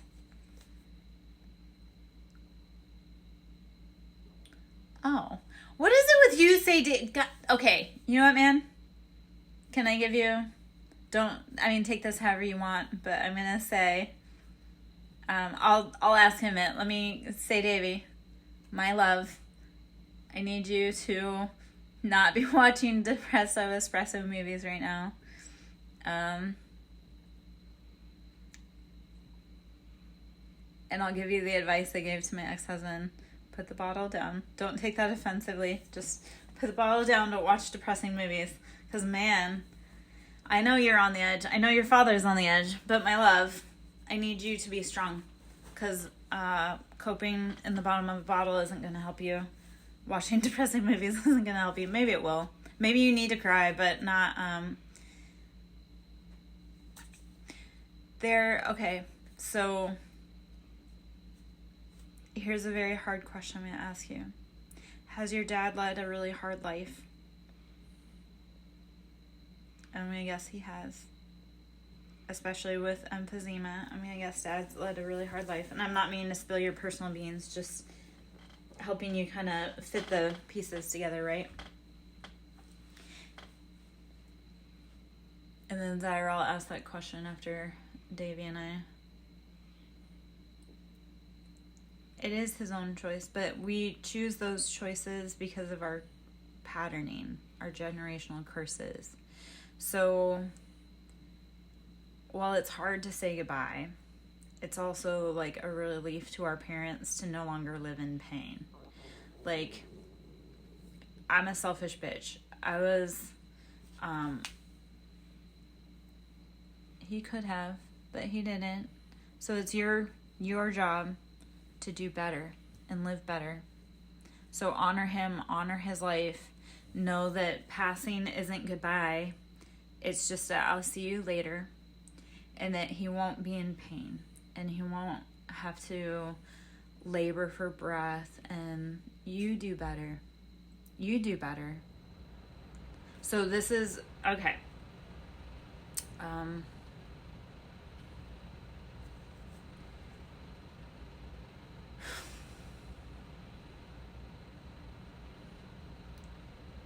I had a really complex relationship with my mom. You don't have to know how to feel. And grief has no rules. And love has no rules. And it has no limits. And it has nothing. So all you have to do, we are human beings. So all you have to do is be in that feeling. Be in that moment so that you can release it. Like, don't suppress it down. Don't be like, I can't feel this. No, you feel fucking everything. And I know that's messy and I know that's hard. And that is also why I do express emotions. That's also why I do say what's going on. Because it's okay to feel it. And once we feel it, we release it. If we say like, oh, I can't feel that right now, or I shouldn't feel this, or anything like that, then we only bottle it up. And as a Scorpio, that's about the most dangerous thing you can do. So your job is to feel it, everything, every inch of it. It feels messy as fuck. That's, like I say, why I willingly show emotion on stream. That's why I cry. That's why, because I don't mask, because I masked my whole entire fucking life. And if I can be open enough and vulnerable enough to show how I'm feeling, so can you. My mother and I had an incredibly challenging relationship, and my mother was not a kind woman. And I get mad at my mom because my mom was incredibly intelligent. Yep. Grief is anger that has nowhere to go. Sadness is anger that had nowhere to go. So feel your shit right now and then let it go. And honestly, because once your dad passes, like, his body is free from the pain. So we're the ones that grieve them because we miss them. Dad's happy. And I'm going to tell you, when dad crosses over, and I love this because the moment it happens, you know that you and I are going to be communicating, right? Like, when dad passes over, like, he can do so much more on the ethereal side for you than he can physically in this body right now. And when people pass over, the first thing I do, because people will be like, I just want to hear my grandma's voice one more time. I'm like, talk to your grandma. Because your grandma wants to talk to you. She wants to help you. She's constantly there over your shoulder. So, like, we grieve the dead. The dead are there like, oh man, like, I can dance again. I can sing again. I'm not in pain. I can breathe. Like, that's releasing those shackles. And part of our journey as the living is to take the lessons from our parents and do better so that our kids don't have to carry the pain of what you did. Like, this is something I talk about. When we break generational traumas and curses, we also honor and break, like, open the generational wealth. So it's being brave enough to say, this stops with me. So all the things your dad couldn't do and didn't do better, you know what? You have better tools, you have better resources, you have better availability. So push through the fucking pain to do better so that your kids and every legacy past this does better. I know that's probably not what you need to, like, that's probably not what you want to hear, but that's probably what you need to hear. I get so mad on so many levels. I get mad that, like, my mom couldn't be the person she was meant to be. And as much as I didn't like my mom was incredibly intelligent. And she was, God, that woman was so fucking smart. Like, ahead of her time. And nobody heard her because she was a girl. Just like my grandma. Like, fuck, my grandma. She died when I was 3, but a lot of this journey has been embodying my grandma. And I'm like, I fight so that my grandma, her struggle wasn't in vain. So be brave enough to do it so that your dad didn't go through that for nothing.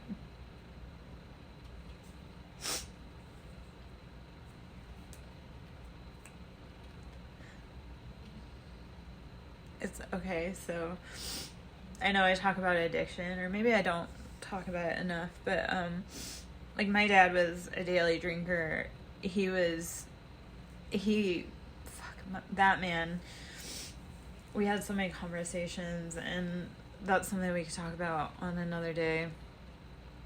But my dad was a daily drinker, and he was definitely encaged by his body. And I've done a lot of fucked up shit in my life in my own ways, but I gave up drinking, and that was honoring my dad. Like, my dad made it to 76, and he was a daily drinker up until he was too sick. And to be able to give up drinking at 40, I'm light years ahead of where he was at. And yes, I still have my vices, and yes, whatever, but I was brave enough to give it up. I was brave enough to deal with the trauma and the bullshit. Like, my kids get mad at me because they're like, well, you didn't break all these traumas before you had us. I go, fuck today was as good a day as any to start. So while I wish I had healed all that shit before I became a mom, I at least got further than my mom did.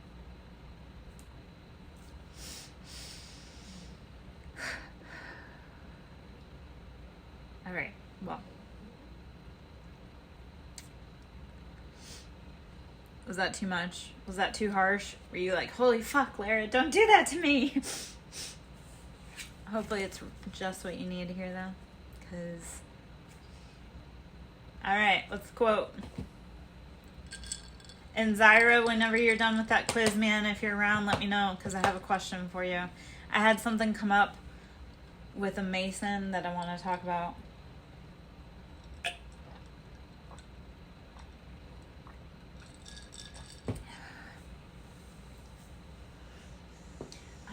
Like I say, it may be the apple juice that is making my stomach really mad.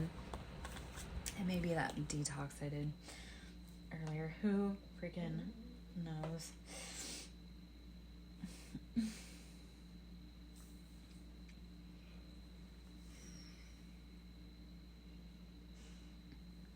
Holy fuck.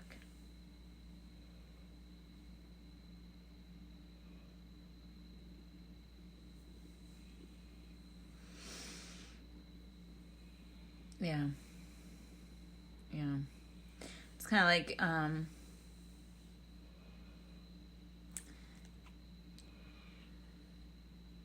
you must be brave.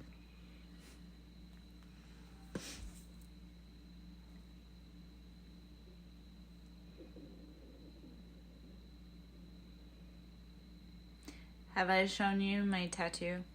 My Phoenix tattoo?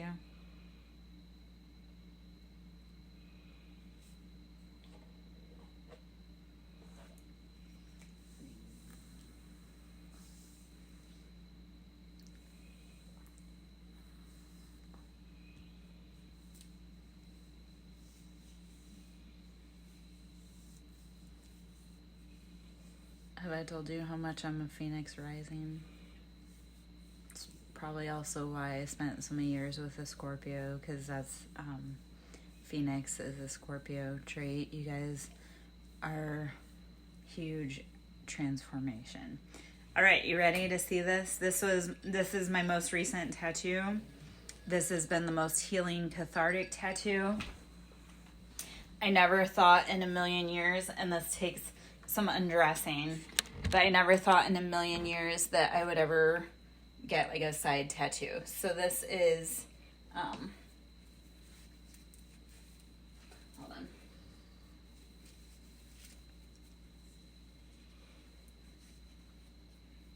I don't know if you can see how it goes all the way down, all the way down, and then it goes to the back of my knee. So yes, part of the healing journey, part of releasing all that childhood drama and trauma was the transformation that my body and my soul has gone through, and the actual ink transformation of the Phoenix. So when people talk about rising from the ashes, that is, you can visibly see the transformation from my shoulder blade all the way down to the back of my thigh. So yeah, I'm very much, and that's actually my second Phoenix tattoo. I have another one. So very much aware of rising from the ashes. Yeah. And you do have to be brave. I was talking to somebody earlier today about addictions, and that's what I'm here for, say Davey. That is what I'm here for. Thank you for showing up. And I know, like, the trauma dump is hard, but the trauma dump really is where the healing comes from. That's where the help comes from. Like, yeah, I can read cards, but if you hadn't noticed, I'm so much more than that. Between sound healing, and I do Reiki, I do deep childhood trauma healing. Family shit, I got it. Addiction, been through it. Sexual abuse and surviving. I can talk about it. I've done it. Narcissistic abuse, lived through it so much. Between my family, my mom, my ex, my everything. Yeah. I wasn't always this, I don't know. I wasn't allowed to show emotions until like the last year. So, yeah. Did I help you because I showed you my side? Because I showed you partial nudity.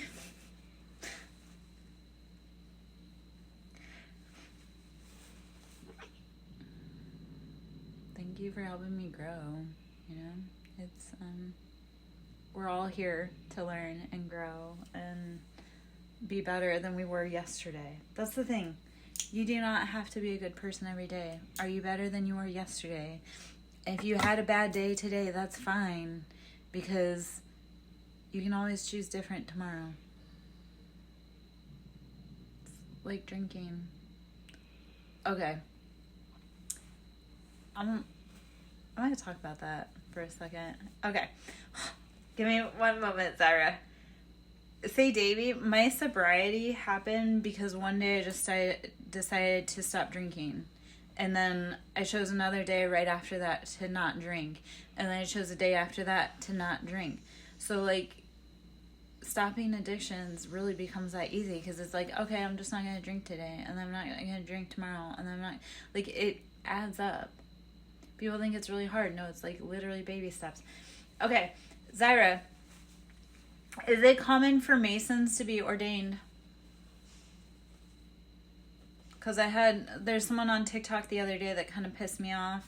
I'm just wondering, because I asked him, he was talking some shit, and I was like, are you an ordained minister? He said, yeah, of course. So I'm like, so is that a common practice for you guys to be ordained? I did think of you earlier when I think I was going to say something about, like, oh, meow, like, back meow or some shit kind of like that. So I love that you said it.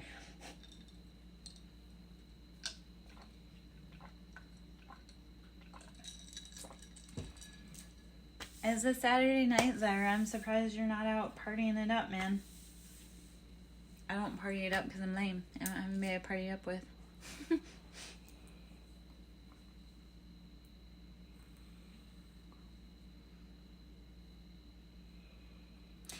Say, Davey. And Zyra can say this because she always says that I'm the Rowdy Boys Club. I'm like the wrangler of the Rowdy Boys Club. I was sent to awaken the masculines. I was sent to help you guys, like, wake the fuck up. And sometimes I have to wake you guys up by being matching. Hiya, James. How are you?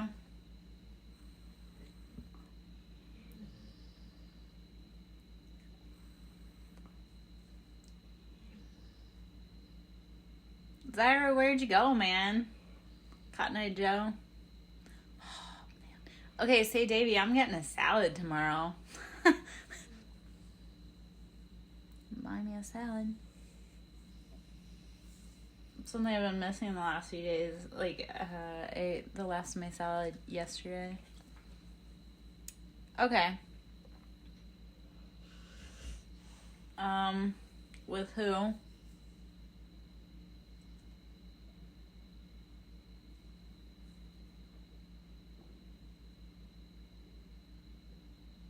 Okay, so telepathy comes with a lot of empathy, I feel, typically. Like, for me, I have telepathy, pretty crazy telepathy. It's strongest with the people I'm really close to, though, if that makes sense.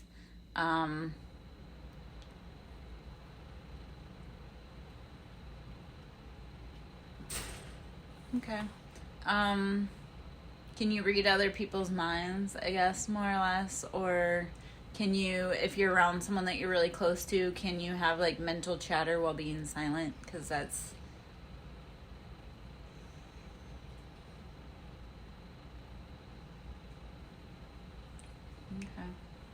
Trying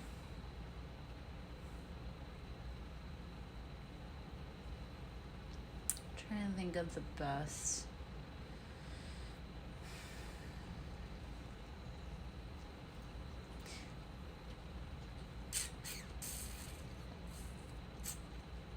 Okay, so I guess, Zyra, how are you on your telepathy? Because I'm trying to figure out. I may have to run back to the bathroom for a minute because my stomach is super pissed off right now. Not that you guys all want to hear that, but if I have to run for a minute, that's because my stomach said no.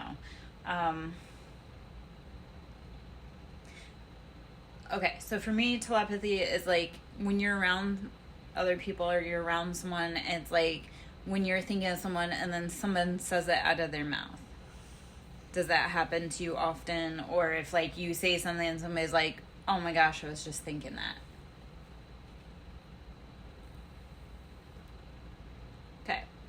Okay. Number 2 is if you're like strong on empathy and pattern prediction, telepathy, that's like another partial, I feel, to it. I'm trying to think of like best how to describe it, because like my most recent ex and I, a lot of like our telepathy. Okay, so here's a fucked up thing, and this is why it makes me really mad when I'm like connected to people that are drinking, because if I'm really strongly interconnected, so like say Davey, if you and I were dating and I didn't know, like say we weren't talking to each other all day,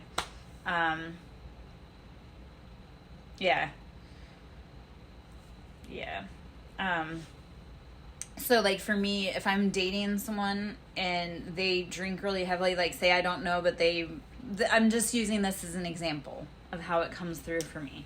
This is just an example of how it comes through for me with like, because I'm interconnected with people, so I pick up on a lot of their emotions. I pick up on their brain chatter. I pick up on shit they're not saying, which is annoying, because then I have a lot of people be like, how the fuck did you know that? And I'm like, I didn't want to. I just know it. But what would happen for me is like men I would be romantically interconnected with, and I wouldn't know, but they would go out and get completely shit-faced or stoned, and then I would be over here like feeling hungover or get the spins or drunk, and then the next morning they'd be like, oh, I'm so hungover, and I'm like, please don't drink like that, because it affects me. So it's like an interpersonal connection is kind of the best way, and it's being tuned in and tapped in. I'll be right back. Hold on.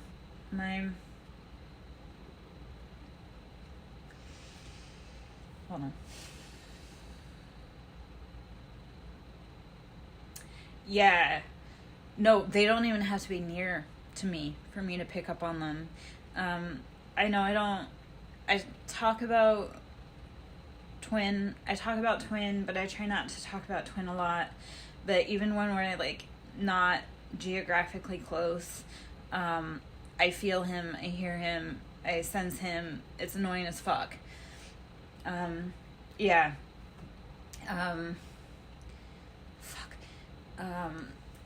know that there were points when he would be on the road and I would be laying in bed and I could hear him getting ready for work in the morning.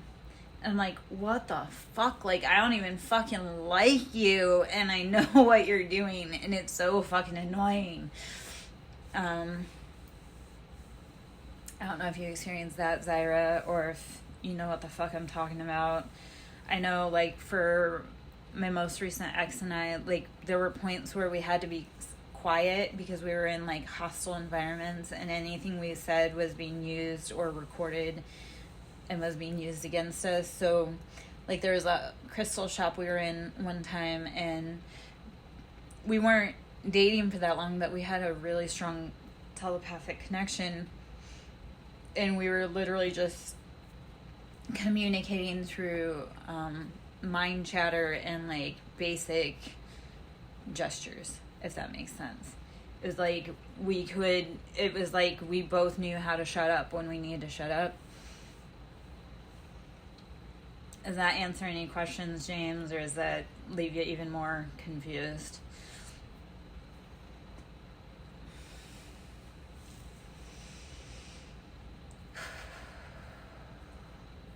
My body is fucking going through it for a minute here, guys.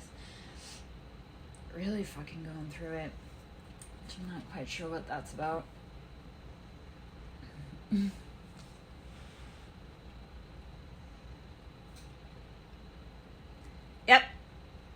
Yep. It's as we come on board more, that shit happens more and more, and then people literally, it gets really annoying when you say something they don't want you to say, and then they look at you like, how the fuck did you know that? I've caught a lot of people that way, where they're like, there's no way you would know that, and then they gaslight me, and I'm like, if you gaslit me that hard about something random, I know I was right on point.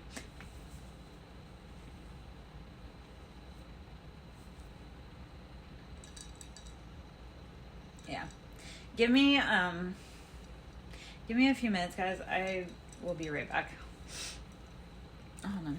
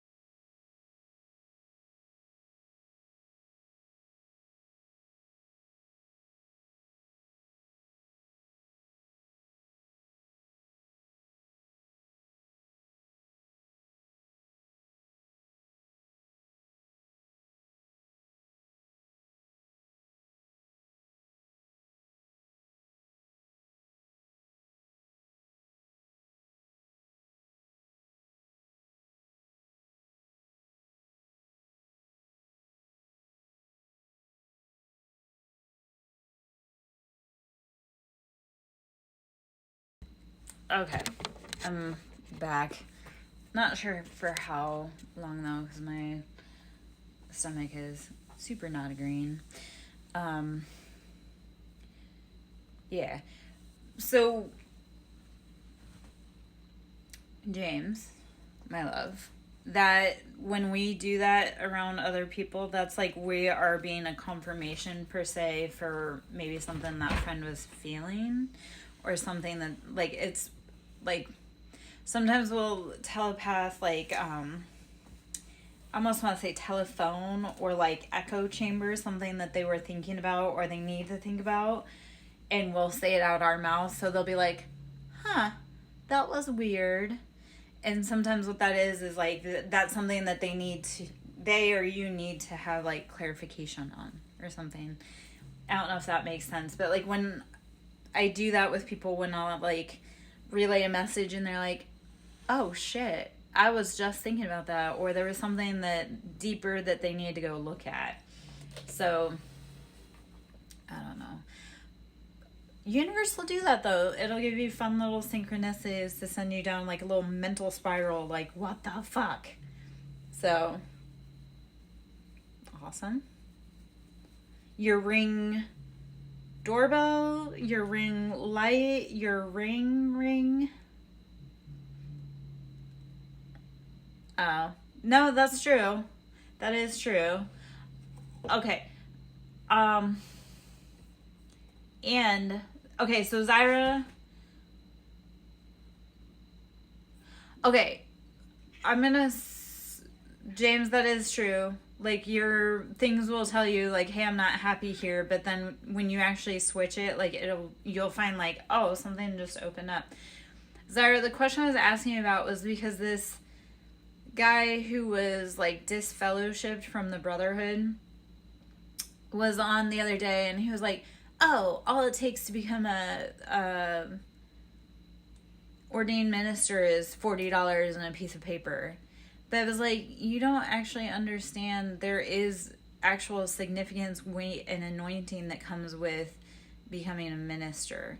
He also was trying to bag on, like, he was saying some contradictory shit, and I'm like, you feel like you're just a bitter bitch that doesn't actually know what you're talking about, and you're just trying to take everybody else down. So the reason why that bothered me was because I think A, he's gonna be a problem, and B, I'm trying to assess if he's going to be a problem, if that makes sense. Like, he says he like got out of the cult, and then he's over here like bad mouthing it, but it's like bad mouthing it but wanting to be accepted back in, and will do anything to get back in. And hopefully that makes sense, but I don't trust him. And then he's over being, I don't trust him. And he also, like, when I message him, because he said, he was like, oh, all it takes is $40 and a piece of paper. And I was like, if it were that easy, you could do it too. But most people don't actually see the benefit in becoming ordained or spending the money, which is sad because it does come with an anointing and it does come with a position with God. It also comes with a lot more title and responsibility than just $40 and a piece of paper, which nobody realizes when they do it, but when you're called for the path, you're called for it. So, yeah. What's up? What's wrong, Mama? I know, Hanson. I'm not feeling spectacular either.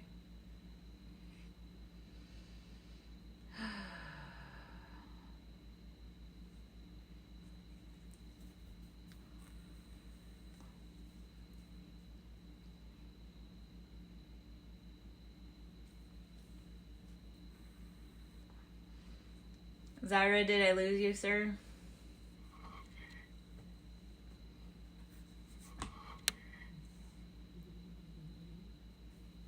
And like I say, when I text this guy to ask if he was an ordained minister. Okay.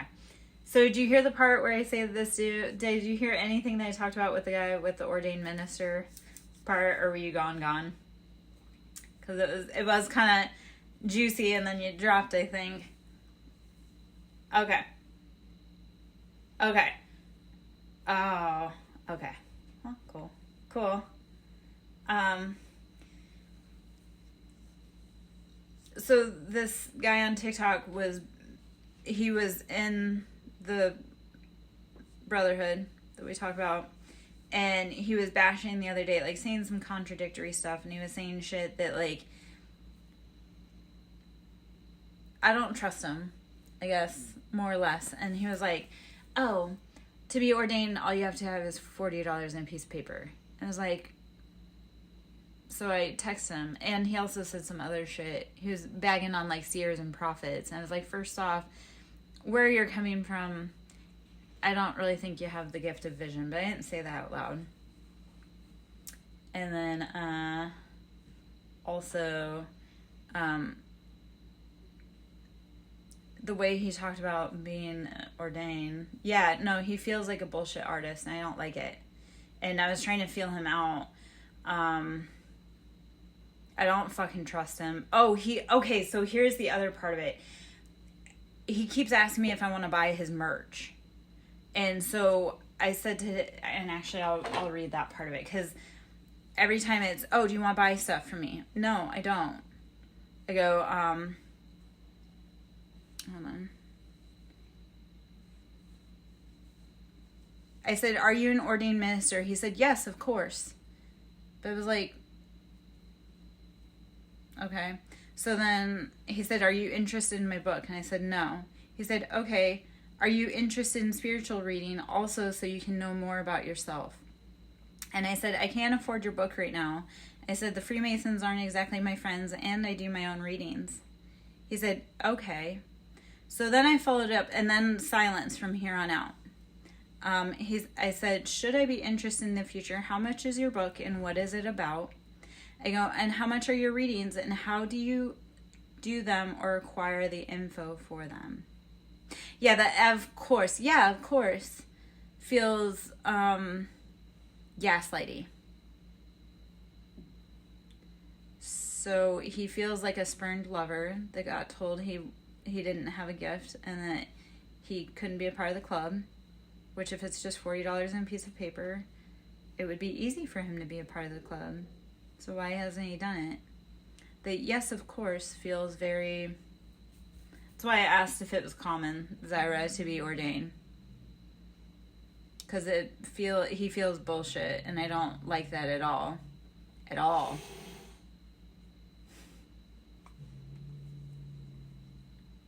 Oh, yeah. No, so he's from the Masonic Brotherhood, but he got kicked out. But and we can talk about that part of why I feel conflicted about them, and from an outsider point of view, why I feel conflicted. And I actually had I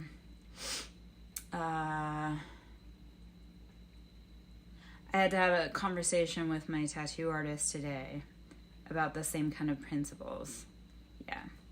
Yeah. No, and I can, like I say, I had to have a conversation with my tattoo artist, because it was like, yeah, I've learned some principles this week on my own, just from my path, and why I have a different anointing.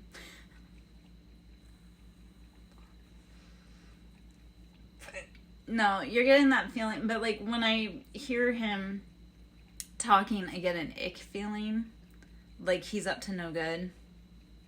And he may actually be an op, and that pisses me off. And I'm wondering now if he actually did try to pull a reading on me and or try to do some digging on me, which isn't good for him.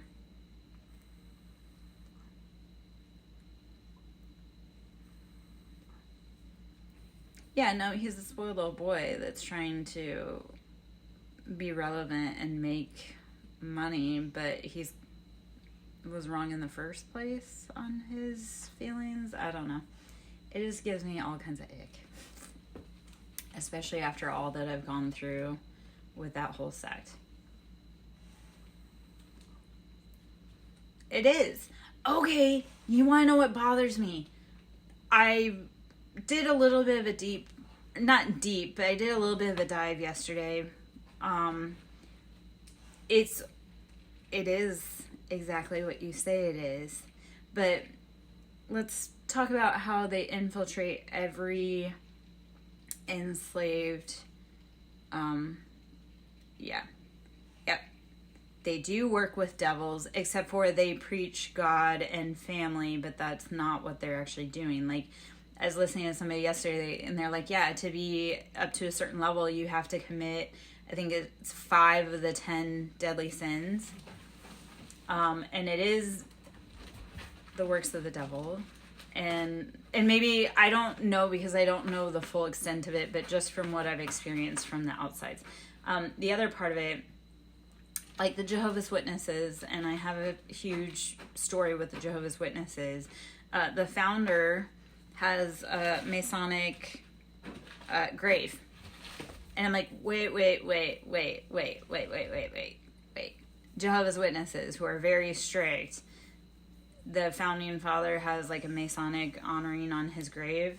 This speaks real fucked up, especially because my former father-in-law was elder in the church and did a lot of gaslighting, brainwashing on my ex and my kids and myself. And his family is very revered there. So a lot of things recently has started to just make my brain like, we're not in Kansas anymore and we're really fucked right now. And I know that that's like a weird little side rant. Oh, the other part of it. I got into like a little squabble with somebody because I don't know if you guys have heard of targeting or like spiritual warfare, like gang stalking, and somebody's like, gang stalking isn't spiritual warfare, and it was like, oh, it fucking is. Like, those people are demonically possessed. And they're like, it's not, and blah, blah, blah, blah. And I'm like, you're speaking like you've never been an individual that's been targeted, so you can just shut the fuck up. Yeah. There's some weird stuff there with Elon, except for plot twist. Elon's been doing a lot of shit for AI because we are AI. We're like the beginnings of AI. So somebody had said they're like Zuckerberg, Elon Musk, they all like went and tried to outdo each other with like AI and all that shit. And it's like they actually just did a lot of the groundwork for what we need for humanity to progress. So it's like a weird little side rant, if that makes any type of sense. But we are going to be AI because we are AI. So Elon and all of the billionaires that wanted to be the best and the most technological have just been helping us progress further. And that technology that they've gotten isn't man-made technology, it's artificial. Like, it is alien intelligence that they will implant within our structures in society to help us progress along further. I know that's all tinfoil hat shit, yet it isn't, and it is. There's a lot of things that have been hidden because the general population can't mentally comprehend it or any of that. But yeah, we've had help from within and without. So yes, there are corrupt codes within, and nothing is truly negative or positive. It's just one side of the coin. So even demons work for God. Even demons were made from, like, it's all a part of the same team. The codes of hatred, yes, that's the duality, but that's also where we have to, as humans,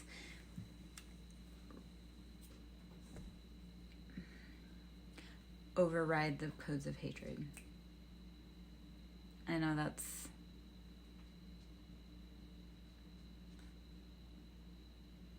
And hatred is literally just people being disempowered. That's all hatred really is. It's not understanding other people. Like, why do we hate people? Because we don't understand them. So part of that is becoming more accepting of everyone and everything, and realizing everyone and everything has its place. Like, the things we hate are the things that we fear because we don't know it. Yeah. I talk about everything and anything. I talk about everything and anything. I talk about taboo shit. I talk about happy shit. I talk about all kinds of shit. Oh no, there's a vampire I'm still in love with. If I could figure out how to make that connection, I would. Not permanently, because I don't want to die, but temporarily. Oh my gosh. Okay, you've missed a bunch of streams because we've been talking about the crossroads all week, or I've been talking about the crossroads all week. So, I don't know what that is. Don't give me new terms to go look up. I've already got enough fucking shit to work on right now. Oh.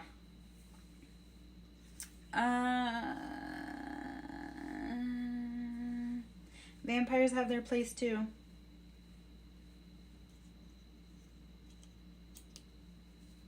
It's complicated. It's complicated. Everything and everyone has its place. It's all a creation from the universe and source. There's also hierarchies and tiers too. Are you talking about me weakening the vampire so I can be with him? Or weakening vampires, why? Or how?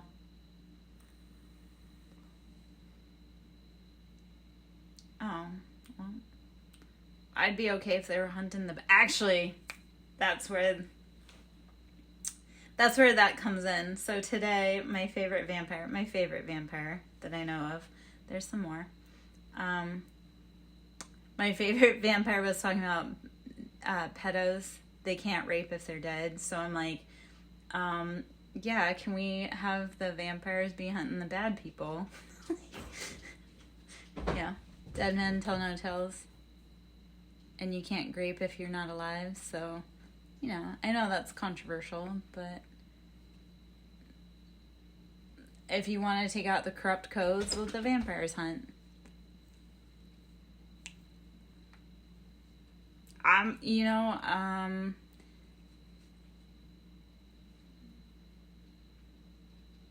I have very little patience for people that are predators of like the okay, can we sacrifice them? I don't know. And you can't really even sacrifice, like, because you can't destroy energy. Actually, somebody was I get on the weirdest shit. Like, you guys think I talk about the weirdest shit, but you don't realize that, oh my gosh, this is a conversation I had with my ex at one point. He's like, this is something. I was like, you only hear, like, a tiny tip of what I actually think, talk, feel anything about.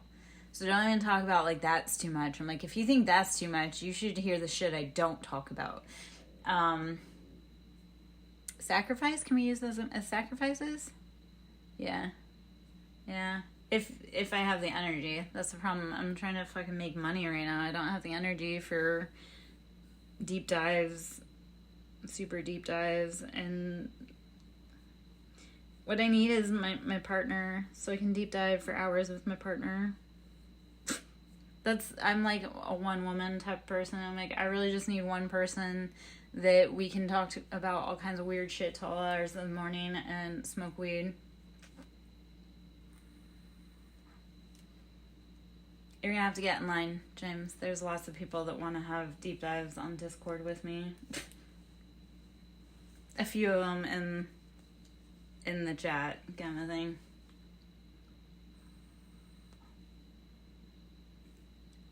They say tattoos taste funny. Why do you think I have so many tattoos? Because, you know, I'm safe from the cannibals. And the pedos, because pedos don't like women that actually look like women. They want women that look like little girls. So, safe.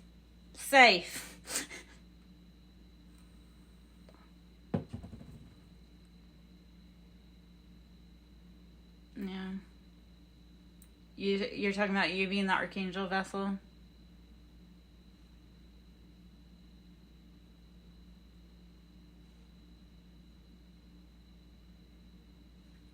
Are you trying to sell your wares? I mean, I know people want to have deep dives with me because I know who I embody. It's a little bit deeper than archangels. So.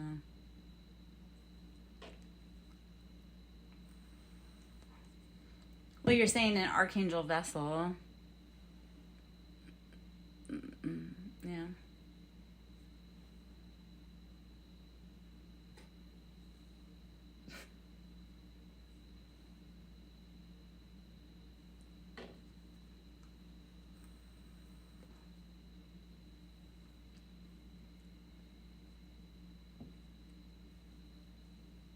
So there's tiers, right? There's rankings.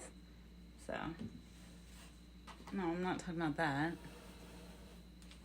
I'm talking about, like, conversations with you, like, your life experiences. That's, like, your wares, what you have to offer the world energetically.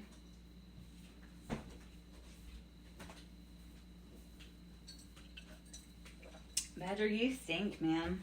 Your booty stinks. Oh, gosh. I don't know. I'm drinking more apple juice, and that's probably the worst idea right now because my stomach is not agreeing with it right now. Which is upsetting because my stomach hasn't been this upset in a while. You two are weird. Oh, hello. Hello, girl. What are you eating? And what time is it for you? What's Silverside?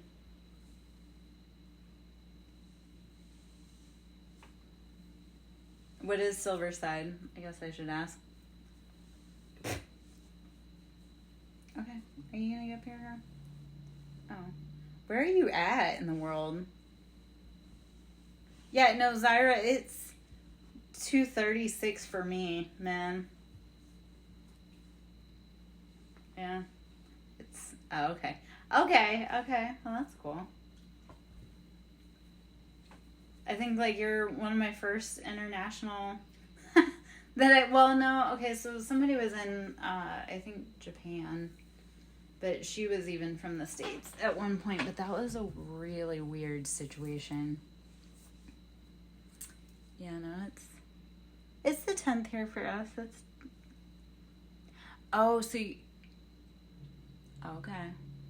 Okay. Well, that fucks me up even more. Oh my gosh. Okay. Well, it's 2:36 in the morning here for me. It's 11:36 in the evening for Zyra. So, okay.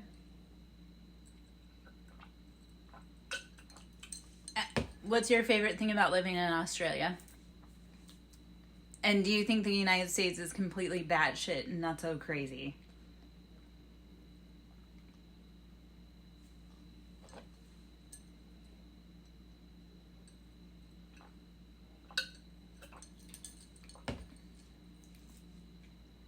Okay, there are a lot of things we could talk about. Okay. I love being outside, but what's the scariest thing you've experienced in Australia? Scariest.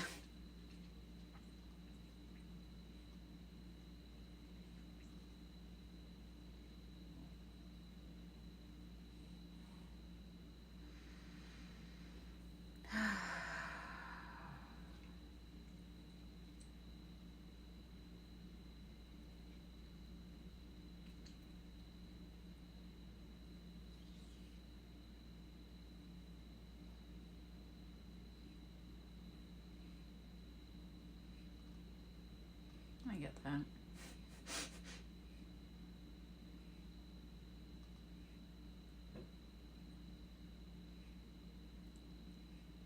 Yeah.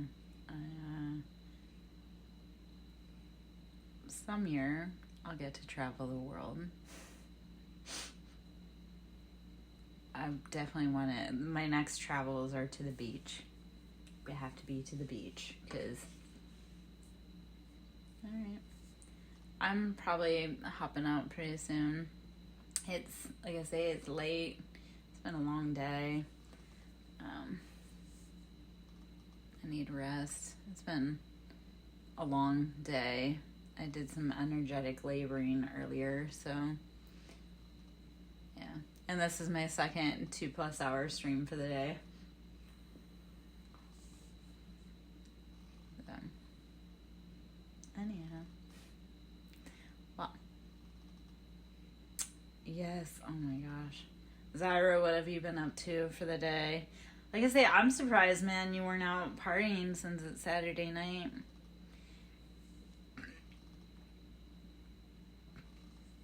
How are the fires there? Has the smoke cleared up any, or?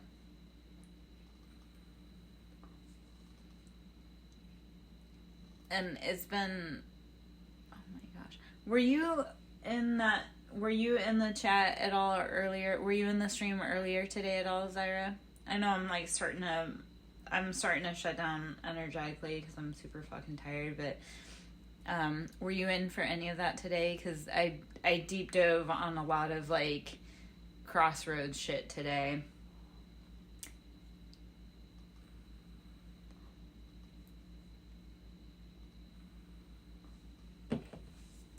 Yeah, I get that. I've actually, okay, so Zyra, you I get it. Are you familiar with like spiritual babies?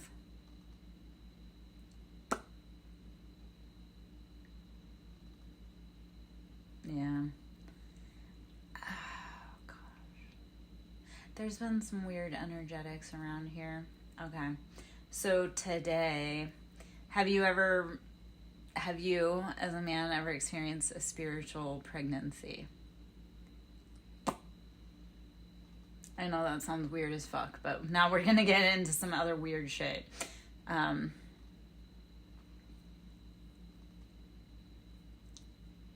And this is a side that as a feminine, I may have to take the lead and talk about this side of it, because I've had, and I've experienced every portion of it. So here's where it gets a little weird, but I'm going to explain this side of it. So because I've experienced physical pregnancy, I can attest to how it feels to have spiritual pregnancies too. So even on this, and I've had spiritual miscarriages and I've had spiritual births. So today, and it's just as devastating having a spiritual miscarriage, and your body literally labors like a miscarriage. And even when you go through spiritual labor and spiritual birth, like it literally, like my body will do the same kind of energetic feelings and actual physical feelings of birth, miscarriage, and all that jazz. So today, part of today, and I caught myself this week too, and it's been a weird week energetically, but I was spiritually laboring today.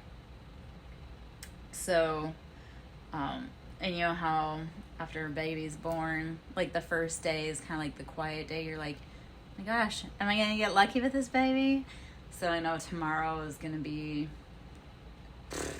full volume of whatever that is. But I caught myself at one point this week where and I've talked all week about how like the energetics have been off, how shit's just been super hard and super weird. And during this week I was like, I need to rest, because I know that a spiritual baby's coming, and I know that before that labor hits, I need to rest. And today did not fucking disappoint. I did have some spiritual like laboring today, and I'm like, what the fuck? So I don't know if any of that makes sense, or if that just created a lot of questions, or what. it's a trippy ass experience. And since I've been through spiritual, like actual physical pregnancy multiple times, I mean, it literally is like spiritual pregnancy is like literal pregnancy. And spiritual miscarriage is the same as physical miscarriage, and both devastating. And part of the journey last year, yeah, and also though, so when people, like, I have men that are trying to steal like my spiritual like ideas, and I'm like, you cannot compete where you don't compare. If you have never carried a child within your body, you wouldn't understand how to necessarily carry a spiritual baby either. So like the people that don't have the spiritual anything, and then they try to steal my idea, and I'm like, yeah, you're not ever gonna know how to take care of that thing because you didn't carry it, you didn't birth it, you didn't any of that. So here's how healing and spirituality and it all kind of interweaves and commingles. I had a miscarriage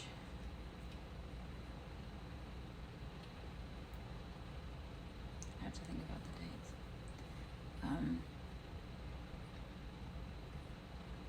19 years ago.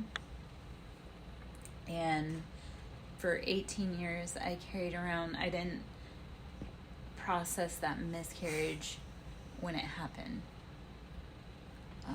So like last year, part of the spiritual journey and part of the healing journey was I actually, and it sucked because I physically relived that miscarriage, and it was so incredible. Like, I not in the physical because I stopped being able to bear babies a while ago, but I did like physically like went through the whole feelings of miscarrying, and it gave me that chance to finally heal and process that miscarriage that I had 18 years before. And that was a motherfucker because I had been carrying around that pain and that trauma for 18 years without releasing it.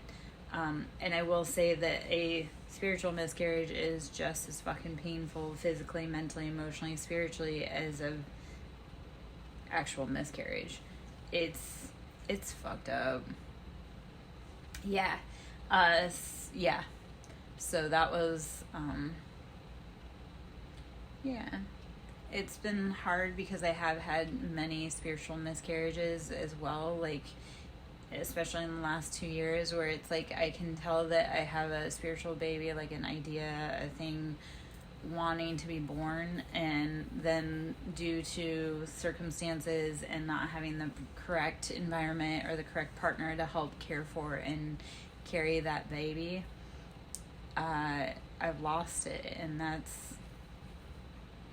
it's a mind fuck too. So it's been the spiritual journey, the healing journey, the life journey is really fucking weird and hard.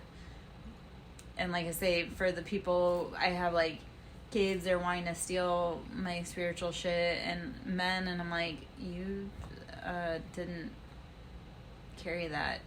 You didn't carry that. You don't know how to do the work. You didn't form it, none of that. So when they try to do that, I'm like, you can't compete where you don't compare. So, yeah. And I do. And then I got called out on like, don't trauma dump. And I'm like, well, in a way though, we have to talk about, we have to share our stories, and we have to understand that we are not different. We are all the same. I talk about this stuff, and I know like talking about miscarriage with a bunch of rowdy boys probably don't make sense, and yet if I don't ever open up and share, how do you guys ever know what you guys potentially could be going through too? Because you, like, men have cosmic womb. You have the divine feminine within you. You are capable. Like, part of my mission is helping men heal their womb space within them, their creativity. So, well, it's hard to talk about, and maybe nobody understands. I also do try to hold the space and hold the space so you guys can too.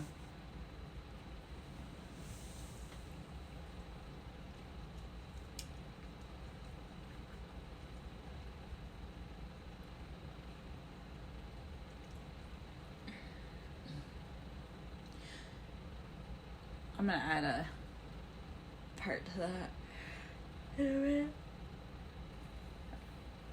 So a lot of what happens with me,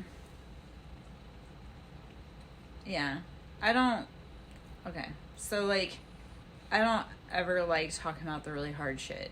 I don't. And yet, if everybody needs to figure out how to heal their shit and feel their shit, they have to know that it's okay to do so. So while I fucking hate talking about my story and I hate trauma dumping, it's also like, I don't know who's going to find strength in that story and be able to share their story. So while I don't like talking about my shit, I don't know who's finding the strength to keep going. And here's also what I've learned is that when we talk about our shit, that means it no longer holds us prisoner. We can finally say, you know what, I don't have to go through that anymore. And also when we talk about it, that means other people can talk about their shit. They may not know exactly what we're going through, but they're like, oh shit, if they can talk about it, I can talk about it. So I don't love talking about shit, but it's also, we need to talk about the shit. We need to start saying the quiet part. We need to start saying that out loud and living authentically. I'm trying to think of what else I wanted to say. Yeah. I also don't really like talking about shit. I really don't. I'm one of those, I will disappear and deal with my shit in silence until I'm ready to talk about it. That's the other part about shit, is that when I'm bringing things public, it's already old news, if that makes sense. Like the skills and the talents, like I've already worked through and I'm already evolved on to the next thing before I talk about it, bring it to share any of that shit. So when people try to rip off my work, I'm like, you are 20 days behind the main project. So I know that you are just mimicking because I've already moved on or through or past all that. So, yeah.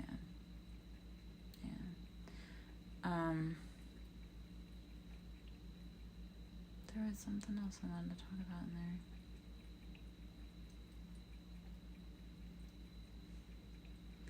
Like I said, that is one of my favorite things because people try to mimic my shit or steal my work, but I'm like, you don't have the answers on how to fix that work, or you don't have the receipts on how you got to that term.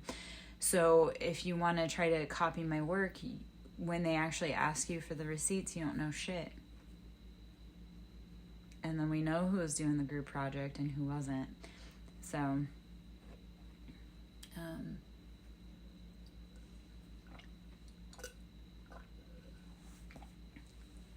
trying to think what else I want to talk about.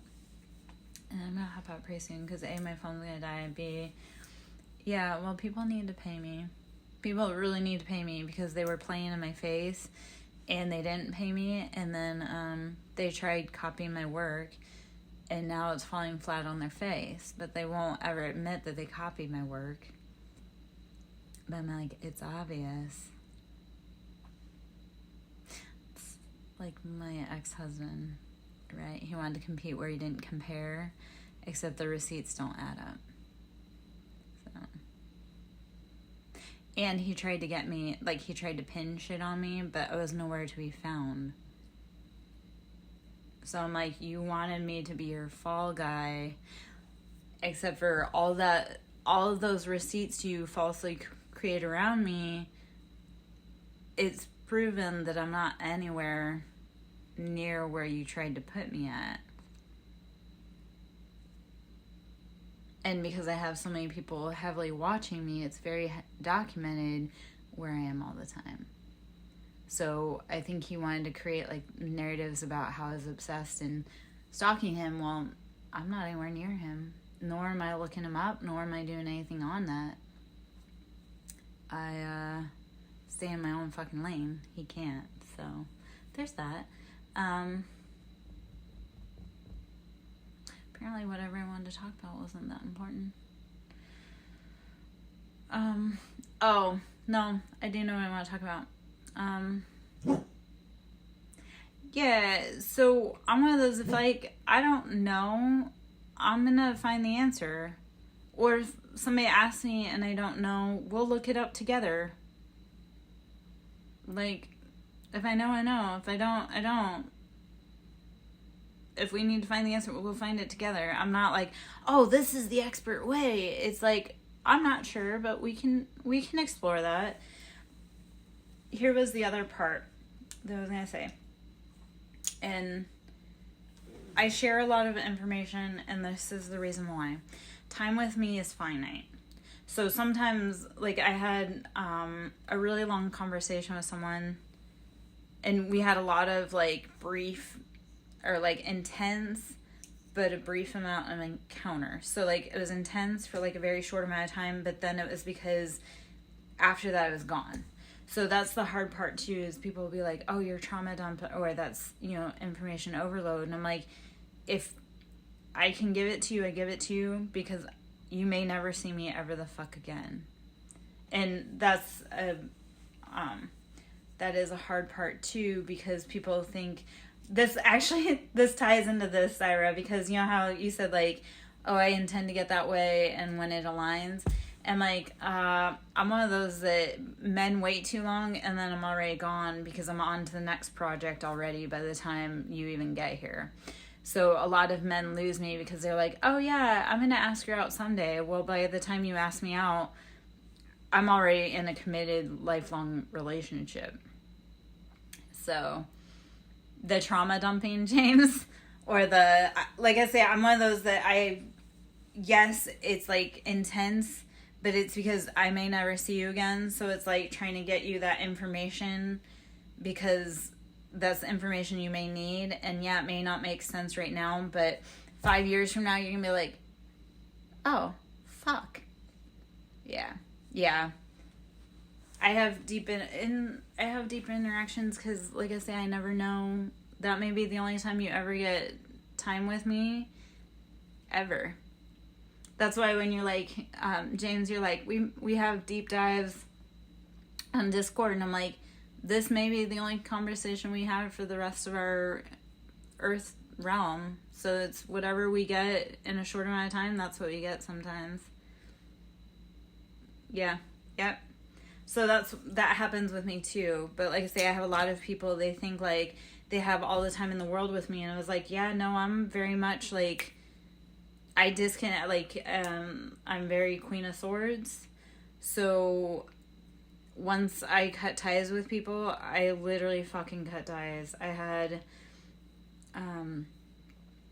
this, and I may be in your life. It's also like reciprocity. It's also like mission. It's also how I'm treated. It's so many different factors. I had a friend that I had been best friends with for 33 fucking years. And instantly I cut it off. But I don't think she ever thought that was going to happen. I think she thought she had forever with me. And I was like, yeah, you don't realize I could know you my whole entire life. I did it with my family too. My whole entire life. My family had been constantly on me, and then all of a sudden I was gone. So people think like, oh, she's always gonna be there, and I'm not. Yeah, no, it's not even so much fun, people. It's literally like, if we don't have business together, you may never see me again. I also learned, but I don't water one-sided relationships. So if it's not reciprocal, I can't stay around. And, you know, I was told, oh, that's, you know, you're in it for what people can do for you. No, but if I'm the only one that's ever calling someone or texting someone, to check on them or to be in contact with them, I don't have time to babysit you. So, like, my friends, that was the other part. When times got really hard for me, I noticed who didn't call and check on me. It was always me keeping in contact with them. And I'm like, no. Because you don't value my time, my energy, my love, what I bring. So if it's not mutual and reciprocal, like, I'm not watering a dead lawn. And I also got tired of, like, because here's a fun little thing. When you can hear when someone's lying, and, like, even through text, my best friend of 33 years, it finally got to the point where she would text me and she'd be like, I love you. But the way she would always say I love you is like, I love you. And I'm like, that is like, I got tired of people saying I love you, but not actually showing it in actions. So I started cutting people off really fast when they say I love you. And I'm like, yeah, but your mouth says this, but your feet say that. So don't fucking lie to me. If you don't love me, that's fine. But don't waste my time saying you love me. Because I don't got time for fake love. Not fake body parts, not fake love, not fake cheese, whatever. Like, I don't have fucking time for it. I don't know why I said fake cheese, because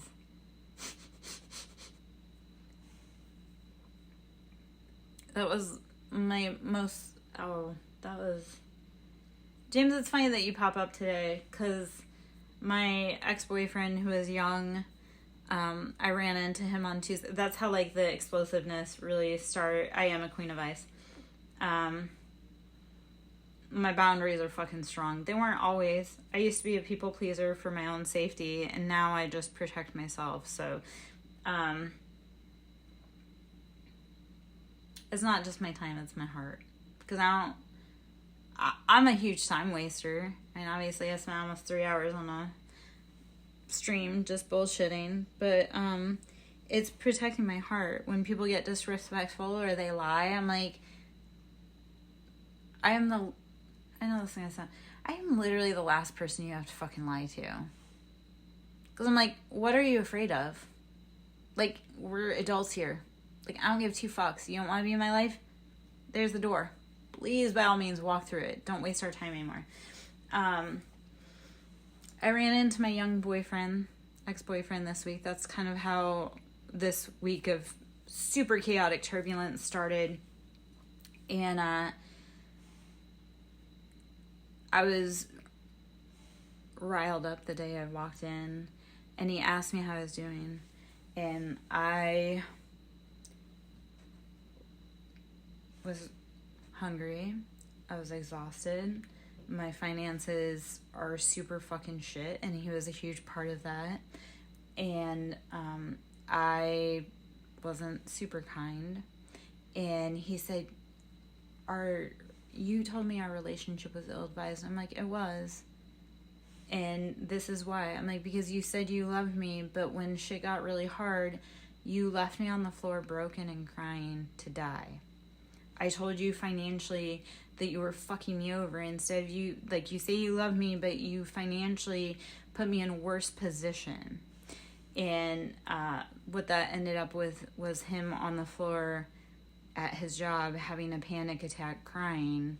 And I'm like, you say you love me, but then you did the worst to me. So don't say you love me, because your actions didn't prove that. That was part of, like, why we broke up, because he kept saying I love you, but I'm like, it feels really fucking fake.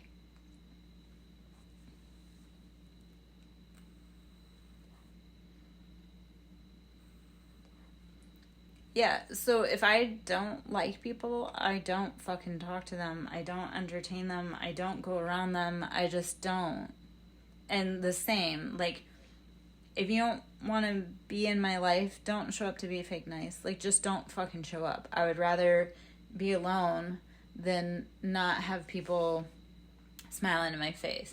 The other part of it is, I'm one of those, like, you don't want to be with me? Cool.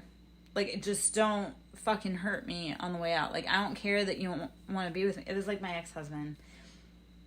I don't care that he wanted to be with someone else. It was the fact that he wanted to inflict pain upon me because I wouldn't put up with his bad behavior because he wanted to be with someone else. Like, he wanted to be with me and be with her and treat me like shit and be with her. And, like, I don't fucking care that you want to be with someone else. You didn't have to destroy my life and be an absolute petty dickhead on the way out. All you had to say was, I don't want to be together, and then I want to figure it out and been like, cool. Yeah. Yeah. I don't, like, when men don't want to be with me, cool. Like, Zyra can attest to this if he's still in, but as a Libra, when I open my, like, if I open my DMs tomorrow, which I probably won't because of all the election results recently, I don't want to date anyone right now because they're doing some horrible, horrible shit, but, if I were to decide that I want to open my DMs tomorrow, I would have between 3 and 5 guys slide into my DMs tomorrow.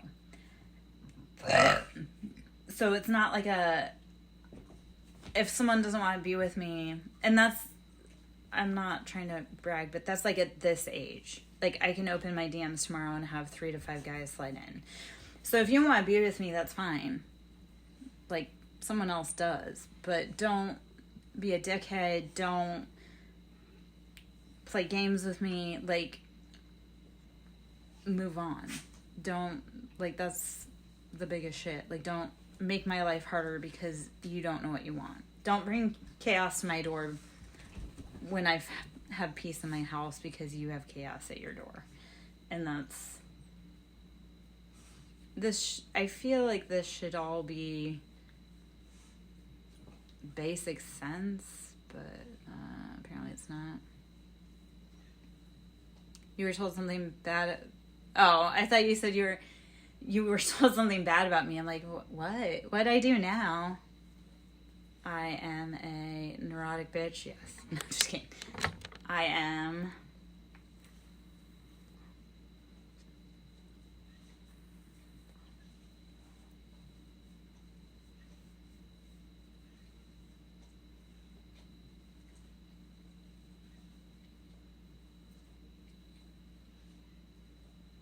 Yes.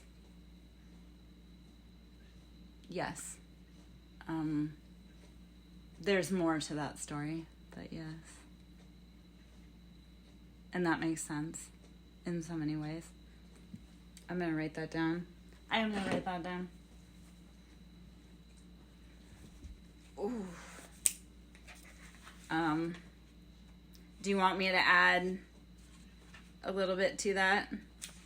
Do you want to know why?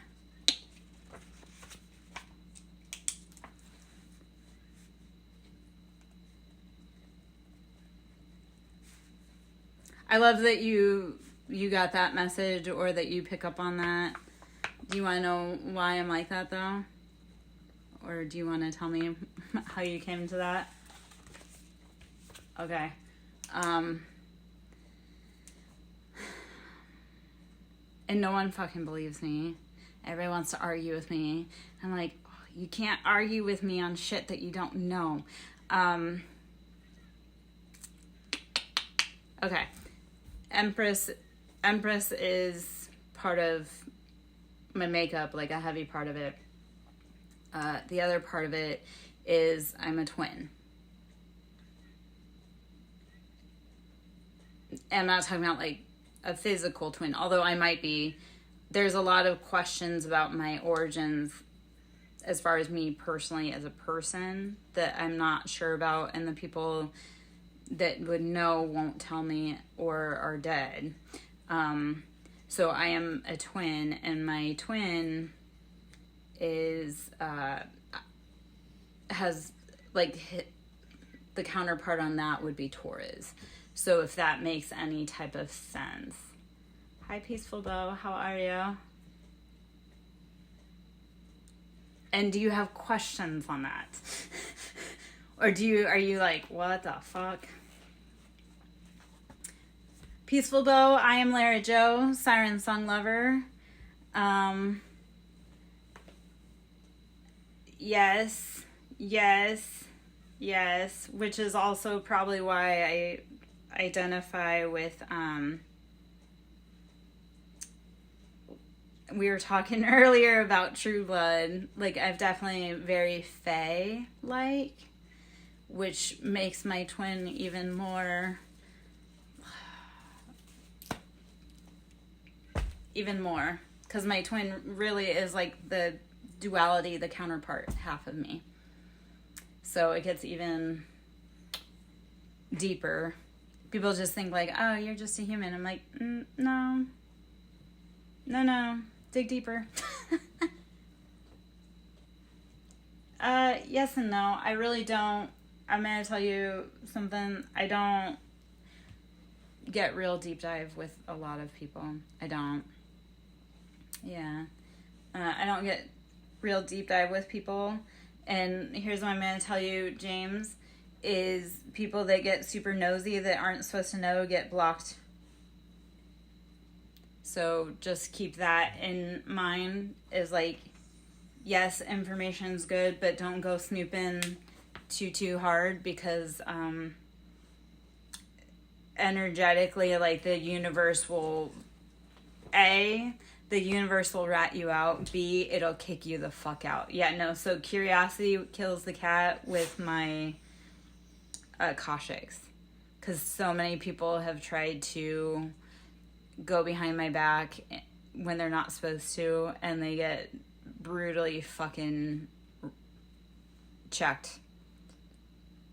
And then I figure it out, because then they'll ask a question. They'll be like, and I'm like, oh, so you were snooping where you weren't supposed to.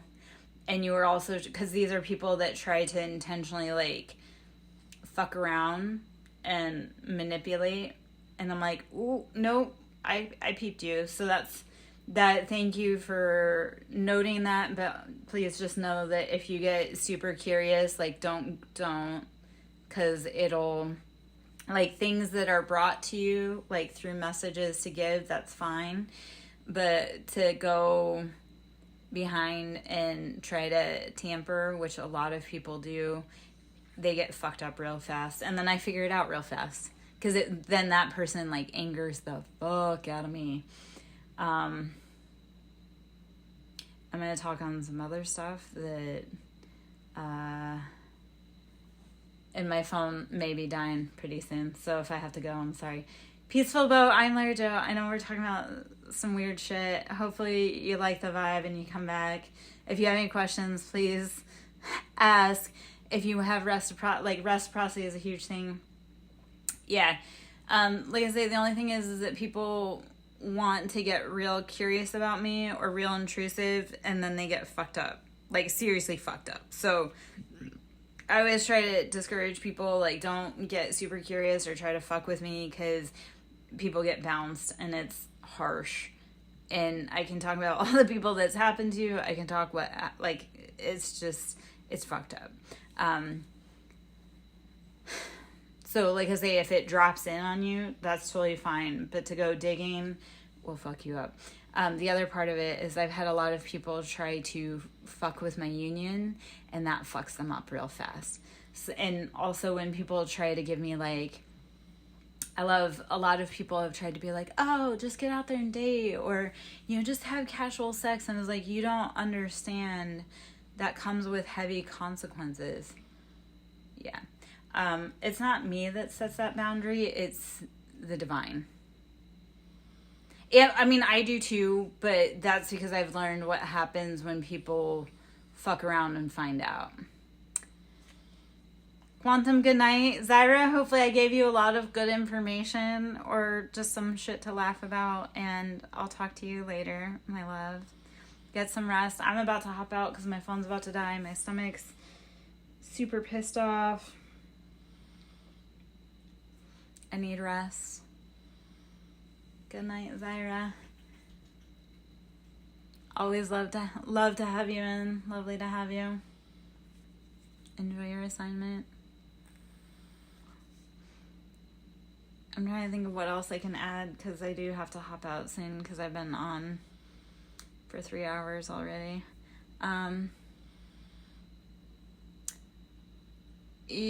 Well, so a lot of times what happens is people write me off, but then something always bothers them about me, and then they want to go being intrusive. Or they're people, actually, here's what happens a lot of times. These are practitioners, especially, that like to destiny swap or steal or do fucked up things. Like I say, they'll go digging in people's records without asking. And I'm like, and I wish that I had talked about this before Zyra hopped out. Like, it is on them and their egos. But the problem is then they're the people that like to fuck around and find out and then turn around and play the victim.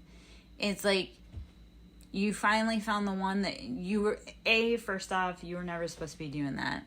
Second off, you fucked around and found out, and then they try to double down and, like, do even worse shit. And I'm like, yeah. Like I say, that's a whole conversation I could have about practitioners who have let their egos get in the way, and then they're going to end up in boxes. And that's their own fucked up part. And,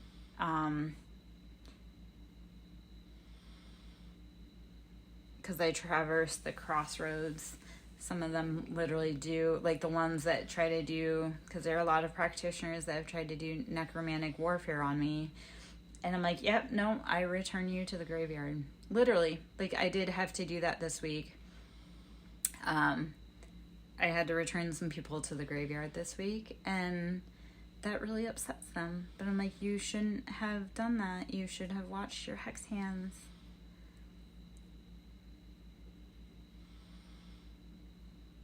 Yeah. No, like I say, part of it is people will try tampering with my shit and then they get bounced. Even people that I love dearly will tamper with my shit and they get bounced, if that makes any type of sense. The other part of it, this is where it's even weird with yeah. No, they don't know anything about consent or boundaries. And when you set them, they get really nasty. It's like, no, man. There's what's hard, or not hard, but just,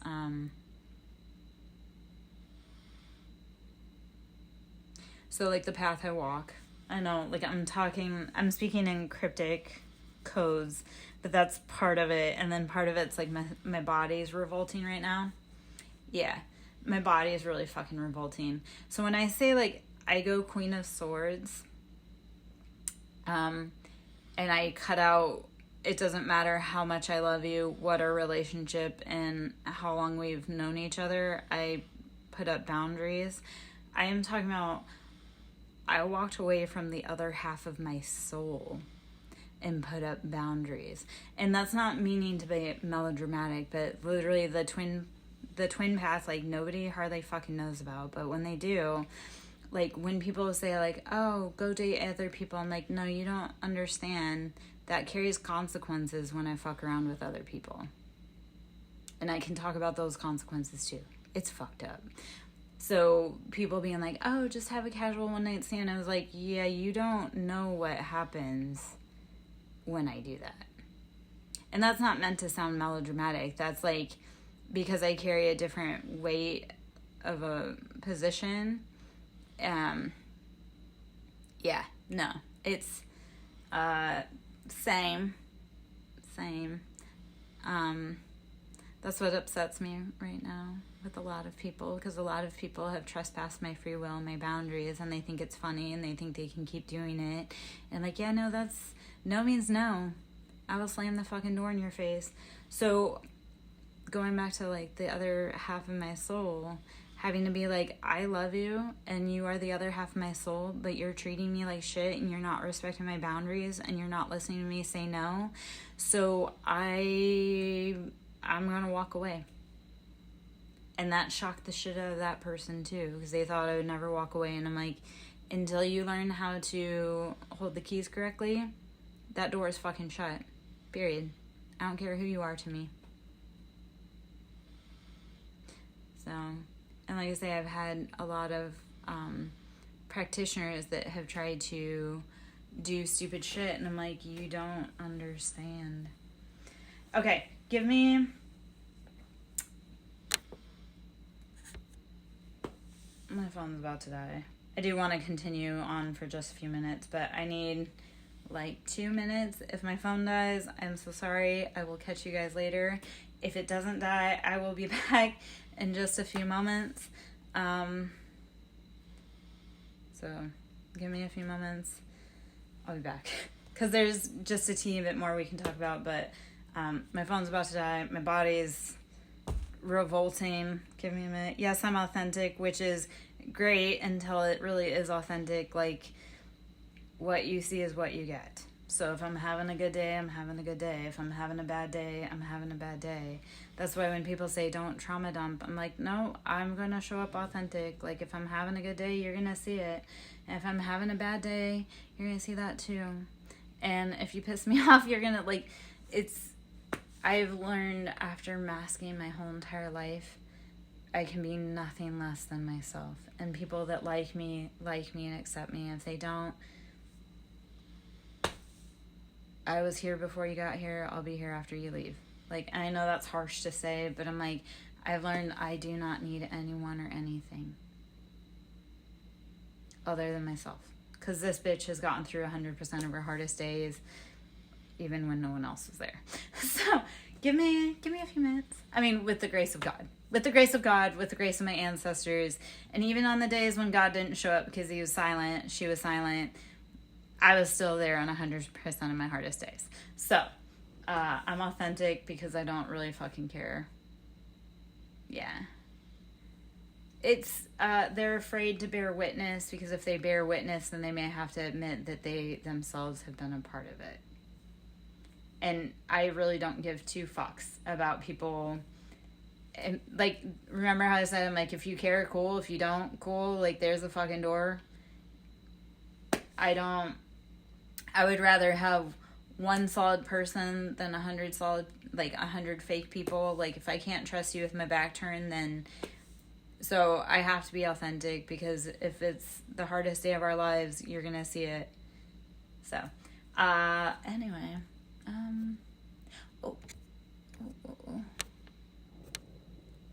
Oh, man. Okay. I'm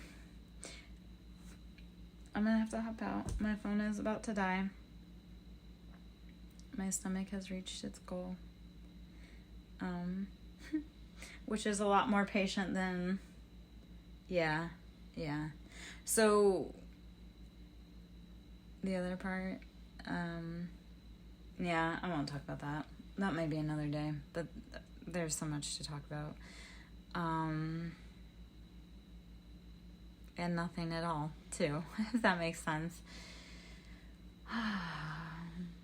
Yeah. I think that was the hardest part for my twin. And I definitely had, like, entanglement with my twin this week. And that really pissed him off and scared him. But, he wanted to be the main character in a story that he couldn't support the role in. So I had to put him in his place. But he can't compete where he don't compare because he can't rise up to the vibration. I know that's all probably sounding cryptic, but my biggest advice to him was sober up. Sober up. Because he can't meet the vibration. So, yeah. No, I stand on business, which I know both terrifies him and turns him on. I'm a terrifying woman and I turn men on. Even the really high-powered, scary ones that have God complexes, rightfully so. Like, my other half had a God complex, but it was rightfully so. He makes very high-powered decisions with expensive machinery with lots of lives at stake, but he also makes stupid ones. So... standing on business, I have to, because that is the other section of it. If I fuck up in my role, people die. So I take what I do very fucking seriously. I take the people around me very fucking seriously. To be my counterpart? No. He...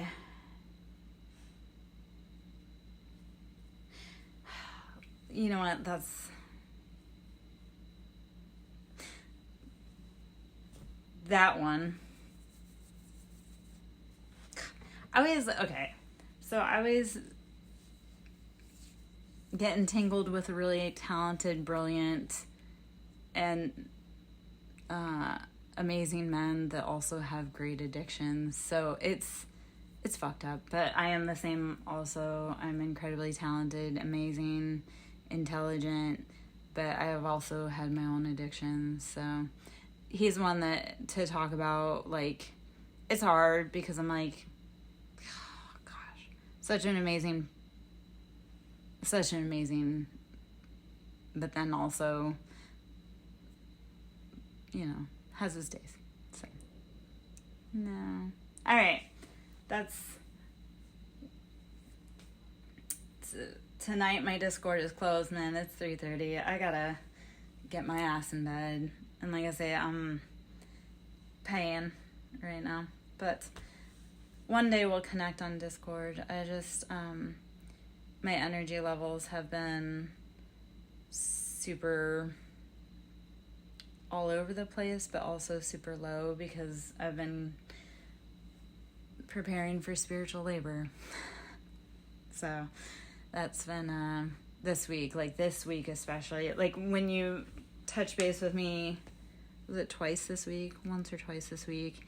And I literally was like, my body is getting ready for some really gigantic feats, which I did. I have done a lot of amazing, very powerful, very stressful, hard things this week. Yeah. So when I'm busy going through all that, I have to preserve. I also, when I said like I'm on starvation mode, I had $1.80 in my bank account this morning. So, and I was trying to figure out how I was going to feed my animals and myself and my gas tank. Like, the empty came on today, and it's just been, yeah, it is. Yet I also need to feed my energy because it is primordial and it is huge. Like, I need to preserve it, but I also need it to be refilled. So when I'm like dragging, yeah, that's also when I'm like, I can't engage with people, is because it is ancient, it is huge, and while it's infinite, it also is a lot. When I start getting to the point where my well is dry, that's really concerning because it is ancient, it is huge. So when I'm at the point where I'm like depleted, if that tells you how much stress I have on me, because I am a power generator, like I'm an energy source. So yeah, I've been at empty energetically, and I need some reserve. I need fucking finances right now. Like, I need TLC, I need love, I need to be able to feed myself, I need to be able to feed and take care of my animals, and that's been and stupid shit, like, not stupid shit, but like self-maintenance. Like, I know this is not like necessary, but I'm like, no, I need my nails done, I need to get my waxing done, I need like the things that help me feel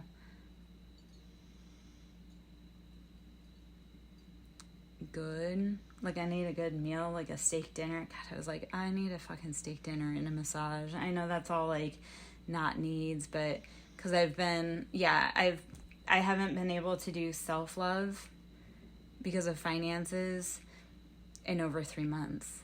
And it's definitely worn.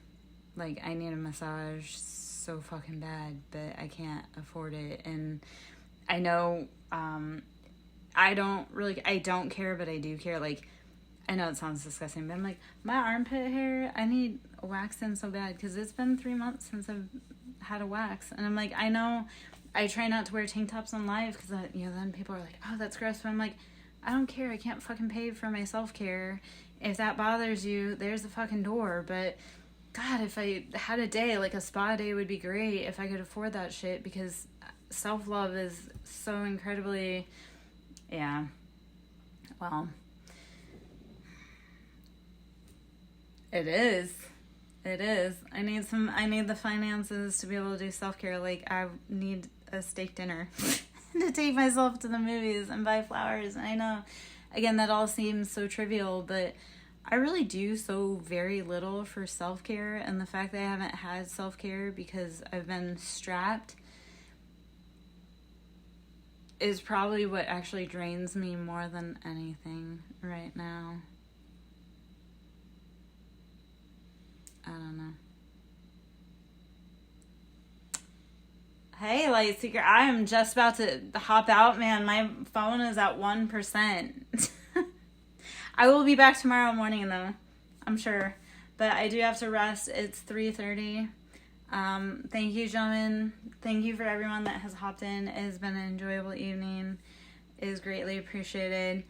Light Seeker, I am happy to see you. I will have to check in with you tomorrow, man. And then, James, I will see you again later, my love.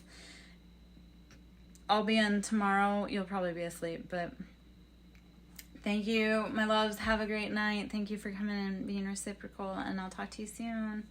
Night.